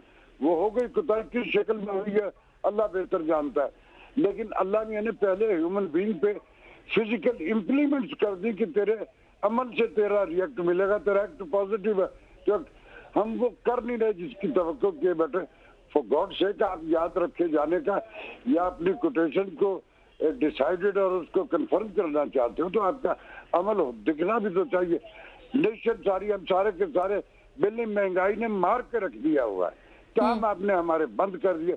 ड्रामा हुआ करता था, मैं को खराब का काम तो जानता नहीं, वो आता होता तो मैं वो शुरू कर लेता, सर्वाइविंग। जिंदगी मुश्किल हो गई हुई है, हम कुछ नहीं मांग रहे आपसे, लेकिन डिग्निटी वकार वो तो एक जो जायज प्रिविलेजेस है ये अनड्यू है जो हमारे साथ हो रहा है। बेशक राशिद साहब, बेशक आपकी जो शिकायत हैं बिल्कुल जायज़ हैं और हम उनको अंडरस्टैंड करते हैं, इसीलिए आपको शो पे बुलाने का मकसद भी है कि आप अपनी आवाज़ एक बार फिर से आवाम तक पहुंचाए, बल्कि आपकी आवाज़ बहुत सारे लोगों तक पहुंच चुकी है। अफसोस की बात यहाँ पे ये है कि ये शिकायत हुकूमत से आपकी होगी। मैंने कोई खुदा न खास्ता ये नहीं क्या, मुझे मैं सियासी आदमी नहीं हूँ, मैं तो जी सर, वी अंडरस्टैंड। ना सही मुझसे मुआविया में भी कम्युनिटी के लिए कोई अच्छा काम कर हो रहा होता मेजोरिटी का, मेरी नेशन का तो मैं तो उसको भी सेकंड करता हूँ। मैं रत्ती भर सियासी काम नहीं, लेकिन ये पिछले नए पाकिस्तान से लेके इस्लाम मौजूद तक हमारी जिंदगी अजीर कर दी है। पाकिस्तानी जो आता है वो बस जबानी जमा, फिजिकल इम्प्लीमेंट्स कहाँ।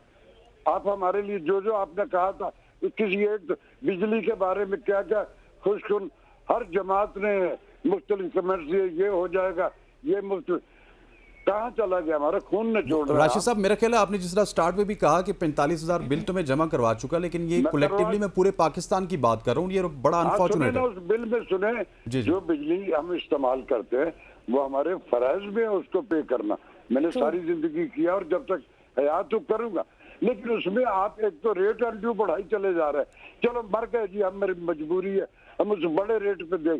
वो 29,000 की है जो बिजली मैंने इस्तेमाल की है, और 16,000 और 800 पता नहीं कितने रुपए जो मुख्तलिफ टैक्सेस, ये काहे का ये आप निचोड़ रहे हो यार हमें। इनकम टैक्स ये जो आपने बढ़ाया ये सारा शामिल है उसमें, फिर भी आप मेरा एहतजाज उसमें था कि फॉर गॉड सेक ये खुदा के वास्ते रहम करे हम पे। अच्छा राशिद साहब, ये भी बताइएगा कि आपने अपना ऑब्वियसली एहतजाज रिकॉर्ड कराया है, और वो सिर्फ आपके लिए नहीं, बाकी हम सब पाकिस्तानियों की आवाज़ है, and we appreciate you for that. बिल्कुल, लेकिन आपने अभी कोई कानूनी एतबार से आगे बढ़ने के बारे में भी सोचा है? क्योंकि एक तो आप लोगों के मैं तो मजदूर आदमी, मैं कानून क्या, यहाँ बड़े बड़े हमारे फनकार है, उनमें से कोई बोला नहीं, उनको अल्लाह ने इस कदर दिया हुआ है कि उनको ये जरूरत नहीं। मैंने सारी जिंदगी बड़ी ईमानदारी से, और मेरी सारी पार्टिसिपेशन जो है वो 70% जो है वो पाकिस्तान टेलीविजन, उसमें तो पैसे ही नहीं होते थे पाकिस्तान टेलीविजन पे। हमने तो 1100 पे लीड फीस पे काम किया हुआ है, तो यहाँ जिनकी इसकी मर्जी होती है उसको ये लाखों का पैकेज दे देते हैं। और सर ये अफसोसनाक है कि आप लोगों के काम की कदर नहीं की जा रही, और ये शिकायत आपकी ऑब्वियसली हुकूमत। मुझे यहाँ मेरा घर नहीं है, लेकिन जन्नत में मुझे कॉर्नर। अच्छा राशिद साहब, हम बचपन में बड़े हुए आपको देखते हुए, और आप हमारे बचपन के दिनों के हीरो हैं। आप हमें ये बताइए कि आजकल कोई प्राइवेट सेक्टर में भी आप काम कर रहे हैं, आजकल क्या मसरूफियात हैं आपकी? बेटा प्राइवेट सेक्टर में कराची में मैं करता हूँ, जब उनको मेरी जरूरत होती है। मैं उनका सबका बड़ा शुक्रगुजार हूँ कि मेरा सर्वाइवल, अगर मैंने इस पूरे इस टेनोर में एक ड्रामा किया कराची के एक चैनल का, उनकी प्रोडक्शन थी वो किया, और वो भी कोई ऐसा बड़ा नहीं था, लेकिन चूंकि मुझे एक काम मिल रहा था और उसके पैसे भी कुछ बहुत ज्यादा नहीं, लेकिन इतने थे कि जिससे मेरे 2, 2.5, 3 महीने निकल गए। किया मैंने, कुछ नहीं है, सारा कुछ बंद है। टीवी से मेरा आपके जेल में होगा, मेरी अवाम भी जानती है कि कॉन्फ्लिक्ट हुआ था मेरे वो जो पैसों का 620 के चेक वाला। उसके बाद मैंने कहा था मैं पीटीवी पे काम नहीं करूंगा, तो उन्होंने अपना एहतसाब करने की बजाय मेरी इस बात को मान लिया कि उसने कह दिया मैं करने। इन्होंने सारे अरसे में लम्हे मौजूद तक मुझे बुलाया ही नहीं। फिर मैं क्या करूँ, जीऊंगा कैसे इस मुल्क में? और फिर हमारे मुल्क में जब आर्टिस्टों को आप तो कंपनसेट करते हैं तो उसकी इज्जत नफ्स। राशिद साहब, सॉरी टू इंटरवीन, लेकिन हमारे यहाँ ये क्यों होता है कि जो हमारा लेजेंड होता है, जिसको हमारा एसेट होना चाहिए, हम उसको एक लम्हे भूल जाते हैं। जब मतलब इनिशियल डेज थे तो मेरा ख्याल है कि आप हर स्क्रीन पे होते थे, स्पेशली पीटीवी की बात की जाए, लेकिन ये सिर्फ आपकी कहानी नहीं है, ये सिर्फ आपकी कहानी नहीं है, ये हमारे हर उस बड़े अदाकार की, फनकार की कहानी है कि एंड पे जाके पता नहीं उसके साथ किस तरह का सलूक होता है। बेटा देखो, जब कॉलो फेल में तजाज होता है ना, आप सिर्फ अपने सर्वाइवल गिमिक से तुम बातें करते हो तो वो आप फिजिकली वो कर नहीं सकते जो आप कर रहे होते। तो इसलिए आपको उतना बोलना चाहिए जो आपके इख्तियार में। मैं समझता हूँ कि कर्जों के जिस बोझ में मेरा मुल्क है, सूद के जिस बोझ में मेरा मुल्क है, बीइंग ए मुस्लिम मेरे बिलीव है, सब कलमा गो जो है सबके है कि सूद जो है वो उस अल्लाह के साथ जंग है, वो फर्ज बात कोई ले रहा है या हम किसी भी शक्ल में, जब तक हम इस सूद और इस कर्ज की से निजात नहीं ले पाएंगे तो तब तक हम कुछ भी कर ले, ना खुशहाली आएगी ना आप कुछ कर पाएंगे। वो गॉड से कि करोड़ों अरबों रुपए के एसेट्स हैं मेरे मुल्क के, जितने मुख्तलिफ बड़े बड़े नाम है सबके पास है। अरे वो गॉड से कि ये सारे अपने एसेट, अगर कहीं को कोताहियां भी हमारी जिंदगी में हो जाती है, हम कोई फरिश्ते तो नहीं, सबसे कहीं ना, लेकिन जब आप कन्फेसिस करके हमारी शनाख्त पाकिस्तान है, हमारी जन्मभूमि पाकिस्तान, यही फखर हम दुनिया में कहीं चली जाए हमारी कोटेशन जो है वो पाकिस्तान के रेफरेंस हो। कोताहियां अगर हो भी गई है तो अगर अल्लाह ने आपको नवाज रखा है तो अपने ये सारा पैसा रुपया जो यार इस जमीन पे ले आओ, ये कर्जे वर्जे उतर जाएंगे, फिर खुशहाली आएगी। जब तक ये नहीं उतरेंगे ये सूदी निजाम हम भरते रहेंगे तब तक कोई मौजदा तो शायद अल्लाह मियां को ऊपर से कोई डॉलर फेंक दे तो हम बच जाए। ऐसा ही है जो सूरत अच्छा, हाल है वो सीनियर अदाकार थे अनवर इकबाल बलोच साहब, उनकी भी आज मेरे दोस्त बरसी है है। जी, मेरे बड़ा जिंदगी का साथ रहा, हमने इकट्ठे काम भी किया हुआ है जी। हाँ। ठीक, राशिद साहब उनके हवाले से कोई यादें हों आप जो शेयर करना चाह रहे हो? वो मेरी उनसे लास्ट मुलाकात जो हुई, मेरा जो सबसे पहला आगाज था शहीन ड्रामे में, वो किंग फर्डिनेंड वाला, वो उस ड्रामे में भी थे, तब से मेरी उनसे दोस्ती रही। और फिर ये जिंदगी, फिर वो लास्ट टाइम जब लाहौर आए थे, उस जन्नतों में जाने से पहले की बात है, लाहौर उनके एक एजाज में हुए, तो मैं उसमें मेरी उनसे आखिरी मुलाकात हुई थी। दे आर कमिटेड पर्सन अपनी जमीन से, और उन्होंने, उनको जरूरत नहीं थी इन कामों की, वो बड़े वेल ऑफ आदमी थे, लेकिन चूंकि वो एक एस्थेटिक उनके जीन्स में थी, तो जो जिसके जीन्स में ये होती है वो उसने किसी भी वो जगह पे हो वो रिफ्लेक्ट तो जरूर करती।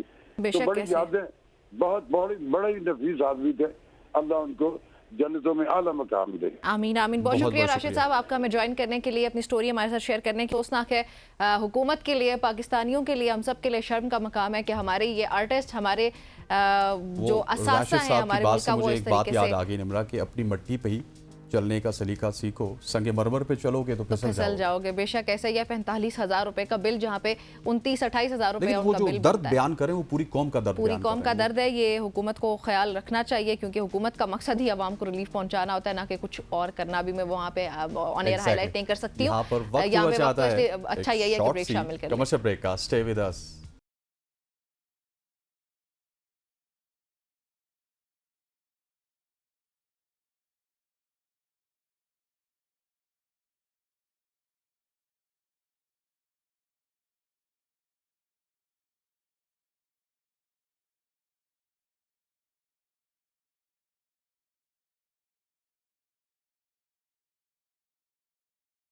Welcome back everybody. अभी हम आपकी मुलाकात करवाने लगे फरहाद रियाज से, जो कि एक इंडिपेंडेंट फिल्म मेकर हैं और साथ ही एक्टर भी हैं। एक तो राशिद महमूद साहब हमारे साथ जो मौजूद थे तो वो एक डिफरेंट बता रहे थे, लेकिन यहाँ पे फरहाद की जो साइड है वो थोड़ी सी डिफरेंट है, जिस तरह की इनको पजीराई मिल रही है। और हमारे साथ इन पर्सन मौजूद हैं फरहाद रियाज। फरहाद, आपको खुश आमदीद कहते हैं, थैंक यू वेरी मच। अपने इन प्रोजेक्ट्स के हवाले से सबसे पहले हमें एक ब्रीफ दीजिएगा, उसके बाद फिर बात को कंटिन्यू। जी बिल्कुल। जिस तरह आप लोगों ने खुद ही बता दिया कि as an independent film maker भी काम करता हूँ, एज एन एक्टर भी काम करता हूँ। अच्छा, पहले तो माजरत के साथ ये बताइएगा, इंडिपेंडेंट फिल्म मेकर का क्या मतलब है? अच्छा, इंडिपेंडेंट फिल्म मेकर का ये है कि जिसके साथ कोई बहुत बड़े प्रोडक्शन हाउसेस जो है अटैच नहीं है, जो अपने तौर पे इंडिपेंडेंटली काम कर रहे हैं, तो वो है इंडिपेंडेंट। फिर एक इसका ये है कि एक डिफरेंट स्टाइल भी होता है। ये है कि आप जो कमर्शियली जिस तरह फिल्म्स बनती हैं उनसे हट के थोड़ा सा लाइक पैरेलल सिनेमा, आपकी अपनी मर्जी है, however you want to create content आप डिसाइड करते हैं, प्रोडक्शन आप खुद डिसाइड करते हैं। एग्जैक्टली थोड़ा सा वन मैन आर्मी। बिल्कुल। और नहीं, वन मैन आर्मी तो एग्जैक्टली नहीं कह सकते, मतलब पूरी टीम की कोशिश होती है, बहुत सारे कुछ डिफरेंट करने की कोशिश करते हैं, आप गो विद द फ्लो नहीं जाते। इंडिपेंडेंट फिल्म मेकर्स, ठीक है। अच्छा, ये जो सोशल इश्यूज के ऊपर आप बहुत ज़्यादा फोकस करते हैं, इसकी क्या वजह है? इसकी वजह बस आप यूँ समझ लीजिए कि आपकी अपनी इंक्लिनेशन होती है एक अपना माइंडसेट होता है कि आप जब चीज़ों को ऑब्जर्व करते हैं और फिर कहीं ना कहीं आपको होता है यार कि मैं भी कहीं नहीं, I should raise my voice, तो आपके पास जो मीडियम है आप ऑब्वियसली उसी के थ्रू मतलब कुछ ना कुछ कर सकते हैं, तो ये एक रीज़न है। ठीक हो सही। गया। और आपके जो प्रोजेक्ट्स, हसनैन का पहला सवाल था, कमिंग बैक टू दैट, वो शायद स्किप हो गया हमसे। कौन कौन से प्रोजेक्ट्स आपके अभी तक हो चुके हैं? अभी तक डिफरेंट सोशल इश्यूज़ पे काम किया है, जैसे लास्ट जो था वो ऑनर किलिंग्स पे था और उसके अलावा टेररिज्म पे भी किया है और ये जो है इसमें थोड़ा सा एक रिलीजियस एस्पेक्ट्स पे हम लोगों ने काम किया है कि ये किस वाला तरह कौन लोग- सा, अंगार? जी, अंगार जो है अच्छा, रिलीजियस व्हाट? मतलब कि किस तरह लोग एक्सप्लॉइट करते हैं रिलीजियस एक एस्पेक्ट को कि अपना मतलब अपने बेनिफिट्स के लिए और लोगों के रिलीजियस सेंटिमेंट्स जो ये है बड़ा मुश्किल सब्जेक्ट नहीं है रिलीजन के ऊपर बात करना, वो भी पाकिस्तान जैसे मुल्क में? मुश्किल तो है डेफिनेटली, लेकिन ऑब्वियसली कहीं ना कहीं से स्टार्ट तो करना पड़ेगा। और अगर हम यही सोचते रहेंगे जी कि मुश्किल है, ये बात नहीं करनी चाहिए, और ये तो फिर ऑनर तो- किलिंग से रिलेटेड है? नहीं, ऑनर किलिंग से रिलेटेड इससे पहले का था। ठीक है। सो ये वाला रिलीजियसली क्या पॉइंट ऑफ व्यू इसका क्या होगा, मतलब कि theme क्या है? आपको पता है कि रिलीजियस को लेके लोग बहुत ज़्यादा जैसे कहते हैं ना कि लॉक कर देते हैं अपने माइंड को, कुछ भी सुनने के लिए तैयार नहीं होते। तो कहीं ना कहीं ये है कि एक आवाज़ उठाना, कि एक बात करनी, इवन के बात करने से भी लोग डरते हैं, तो उस पर यह है कि कुछ ना कुछ बात होनी चाहिए। और आप फॉर एग्जांपल कोई भी एक इंसान है तो उसके जो रिलीजियस सेंटीमेंट्स हैं तो उसका कोई और भी अपने बेनिफिट्स को हासिल करने के लिए फ़ायदा उठा सकता है, लाइक एक्सप्लॉइट कर सकता है। रिलीजन को एक्सप्लॉइट किया जा रहा जी, है, जी, is that exactly, what you are trying to exactly, say yeah, here? अच्छा, ठीक है। ये भी मुझे बता दीजिएगा कि कमर्शियल मूवी में और आपकी मूवी में क्या फ़र्क होता है और इसके क्या प्रोसेस होते हैं? किस तरह आप किसी मतलब अपनी कास्ट को डिफाइन करते हैं, अदाकार कहाँ से लेते हैं, कंटेंट वाले कहाँ से लेते हैं? और स्पेशली मुझे इस पॉइंट पे तो ज़रूर बताइएगा कि कमर्शियल और इसमें क्या फ़र्क होता है? अच्छा, कमर्शियल में तो डेफिनेटली एक्टर्स जो हैं वो ज़्यादा एक्लेम्ड हाईली होते हैं, पेड भी होते हैं। हाईली पेड भी होते हैं, बजट ज़्यादा होता है। हमारी फिल्म में ये है कि ज़रा बजट कम होता है और उसके अलावा ज़्यादा कोशिश होती है कि रियलिस्टिक जो है मतलब के Topics. थीम्स उनको उठाया जाए, उन पे काम किया जाए। जैसे मैंने पहले कहा कि ऑनर किलिंग्स पे काम किया, इसके अलावा कुछ और टॉपिक्स पे काम किया। फिर ये है कि थोड़ा सा वो मतलब मसाला वगैरह थोड़ा कम होता है, तो इस तरह की चीज़ें कम होती हैं। बाकी जो एक्टर्स की बात है वो ऑडिशंस करते हैं, उसके अलावा वैसे भी कोशिश करते हैं कि डिफरेंट इंस्टीट्यूट्स में जाके या डिफरेंट जगहों पे जाके ढूंढा जाए एक्टर्स को। और वो उन एक्टर्स की सीवी में ये बढ़ जाता है और वो आगे भी बढ़ते हैं या क्या होता है? बस ये तो ये है कि अब डिपेंड करता है। तो अपनी स्किल्स होती है ना हर जी, जी, किसी जी, की कि भाई obviously, वो जितना टैलेंटेड होगा कोई वो तो टू बी वेरी निकल ऑनेस्ट, अब जाता है इतनी आगे। बड़ी फिल्म्स तो नहीं होती कि अगर उन्हीं पे की बेस पे वो बहुत आगे बढ़ जाएं, लेकिन एक कोशिश होती है कि मिलके एक अच्छा प्रोजेक्ट किया जाए। सही। तो अभी जो आपकी फिल्म है अंगार, ये कब जी, जी। रिलीज हो रही है? ये इंशाल्लाह ताला like with in 3 to 4 months. अभी ठीक क्योंकि है। जैसे मैंने पहले बताया कि फेस्टिवल्स में भेज रहे हैं, उसके बाद फेस्टिवल्स जी। में भेज रहे हैं, सो वो वहाँ पे फाइनलाइज हो चुका है फेस्टिवल्स के लिए? हाँ जी, काफ़ी फेस्टिवल्स में सिलेक्शन हुई है। अच्छा। लाइक अमेरिका में एक होता है New York film and cinematography awards, वहाँ पे सिलेक्शन हुई है। That's very फिर nice. एक नेपाल में है, वहाँ पे सिलेक्शन हुई है। तो बाकी और भी कोशिश कर रहे हैं। Let's ठीक है। see. सो ये अंगार को बनाते हुए कितना फरहाद- टाइम लगा आपका? टाइम तो उसमें थोड़ा ज़्यादा लग गया, हमें 3 साल लग गए। उसकी मेन अच्छा। एक रीज़न यही आप कह सकते हैं कि टॉपिक थोड़ा मुश्किल था, तो अक्सर लोग ये है कि बैकआउट कर जाते थे, तो फिर उसकी वजह से और भी थोड़ा वेट करना पड़ता था, मतलब काफ़ी सारी चीज़ें थी। टॉपिक की सिलेक्शन कैसे होती है? और फिर आप क्योंकि डिफरेंट टॉपिक्स पे बनाते हैं, जिस तरह जी, जी। आपने समाज की बात की, जी, जी। मज़हब की बात की, लाजमी है आप कल सियासत पे भी शायद बना दें। इसकी सिलेक्शन किस तरह होती है? और जितनी भी आप अभी तक प्रोजेक्ट्स जी, जी। उनमें सबसे अच्छा रिस्पॉन्स कहाँ से आया? अच्छा, सिलेक्शन की बात यह है कि कोई भी एक इंसिडेंट ही ट्रिगर करने के लिए काफ़ी होता है। लेट्स से फॉर एग्जांपल अभी मैं यहाँ से जाता हूँ और आपके साथ जो एक कन्वर्सेशन हुई है, मे बी इसी में से कोई एक एलिमेंट निकला है, कोई एक पॉइंट निकला है, तो वो कोई ज़रूरी नहीं है मतलब कि आप उससे बैठ के बैठ हमें के- ऑब्जर्व कर रहे हैं। नहीं, वैसे एक मैं बात कर रहा हूँ।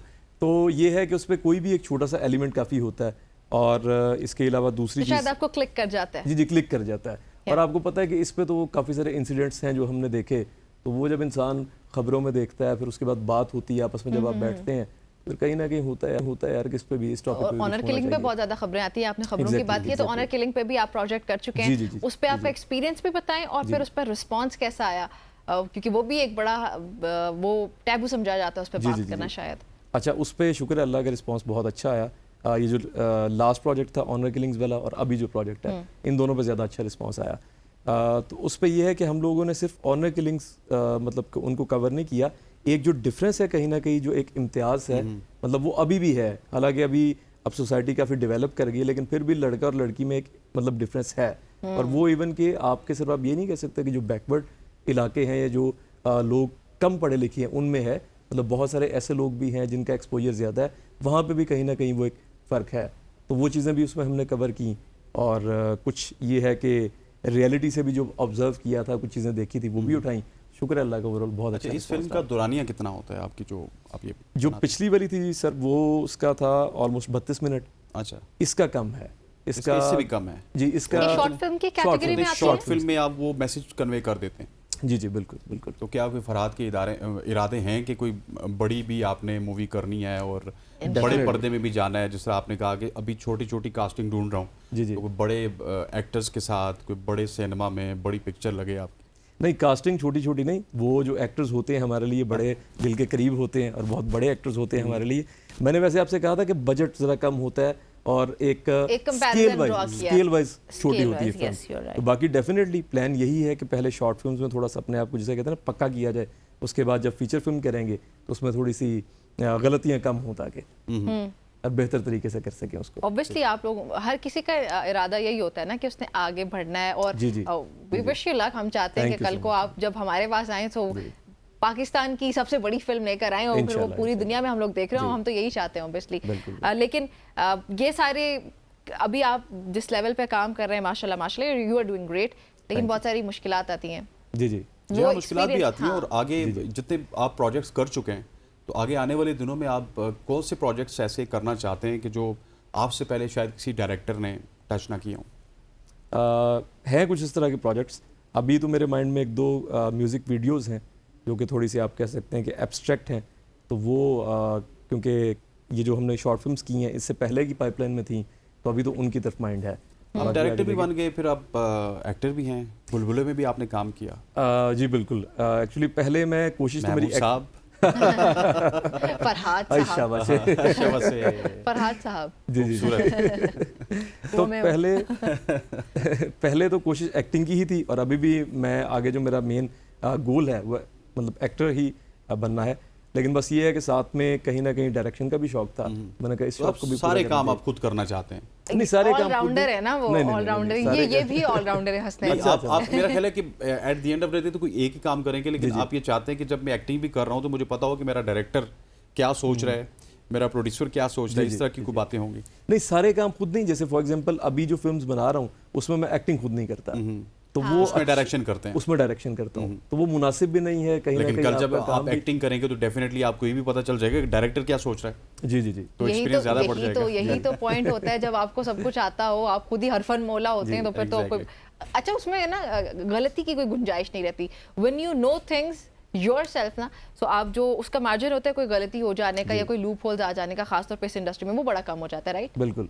और मुझे लगता है कहीं ना कहीं कॉम्प्लीमेंट करती है चीज़। अगर आप डायरेक्शन कर रहे हैं तो वो आपकी एक्टिंग को कॉम्प्लीमेंट करता है, एक्टिंग कर रहे हैं तो डायरेक्शन को करता है, और दोनों चीज़ों से सीखते हैं आप। फिर आपकी दोनों चीज़ें बेहतर होती हैं, ये बात है। तो बाकी मेरा ये है कि मैं जो शौक होता है उसको पूरा करने की कोशिश करता हूँ, शौक को मारता नहीं हूँ। ऐसा ही होना भी चाहिए, ऐसा ही होना भी चाहिए। सो हम लोग मैंने सवाल पूछा था कि आपकी जो मुश्किलात आई आपकी इस जर्नी में, ताकि जो भी लोग इस वक्त देख रहे हैं वो आपकी तरह बनना चाहते हैं तो उनको आइडिया हो कि भाई ये हमारे रास्ते में आने लगा और दिस इज हाउ फरहाद ने उसके साथ डील किया और हमें भी उसके साथ ऐसे डील करना चाहिए। अच्छा, मुझे लगता है कि बस रुकना नहीं चाहिए, ठीक है। आपकी मुश्किलात आती हैं, बस आपको डिफरेंट जो है ना दरवाजे खटखटाने पड़ते हैं। जैसे फॉर एग्जांपल अगर एक्टिंग की बात करूं, प्रोडक्शन हाउसेस में जाना पड़ता है, ऑडिशंस देने पड़ते हैं, छोटे छोटे कैरेक्टर्स। बुलबुले के लिए भी आपने ऑडिशन दिया था? बुलबुले के लिए तब तक ये है कि कुछ मेरी क्योंकि कराची में ये काम किया सारा, तो कराची की इंडस्ट्री भी तो बड़ी है, वहाँ पे बड़े इंडस्ट्री बड़ी है और तब तक कुछ जान पहचान किया होगा तो एक्सपीरियंस और ज़्यादा बढ़ गया होगा। जी जी। तो तब तक ये है कि कुछ जान पहचान हो गई हुई थी, तो ऐसा ऑडिशन देने की जरूरत नहीं पड़ी।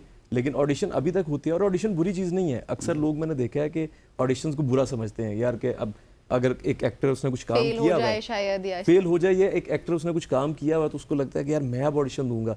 इवन कि अब हम जैसे फॉर एग्जांपल फिल्म की बात कर लें हमारी, तो उसके लिए स्क्रीन टेस्ट वगैरह करते हैं। तो कई ऐसे एक्टर्स हैं जिनके साथ काम करना चाहते हैं, लेकिन बात इसलिए नहीं बनती कि वो कहते हैं यार स्क्रीन टेस्ट नहीं दूंगा, डायरेक्टली कास्ट करना है। फिर हम कहते हैं डायरेक्टली तो मुश्किल है, पूरी कहानी आपको सुना रहे हैं, पूरा एक प्रोसेस है, तो उससे तो मतलब कि गुजरना चाहिए। अच्छा, बुलबुले में आपका क्या रोल था?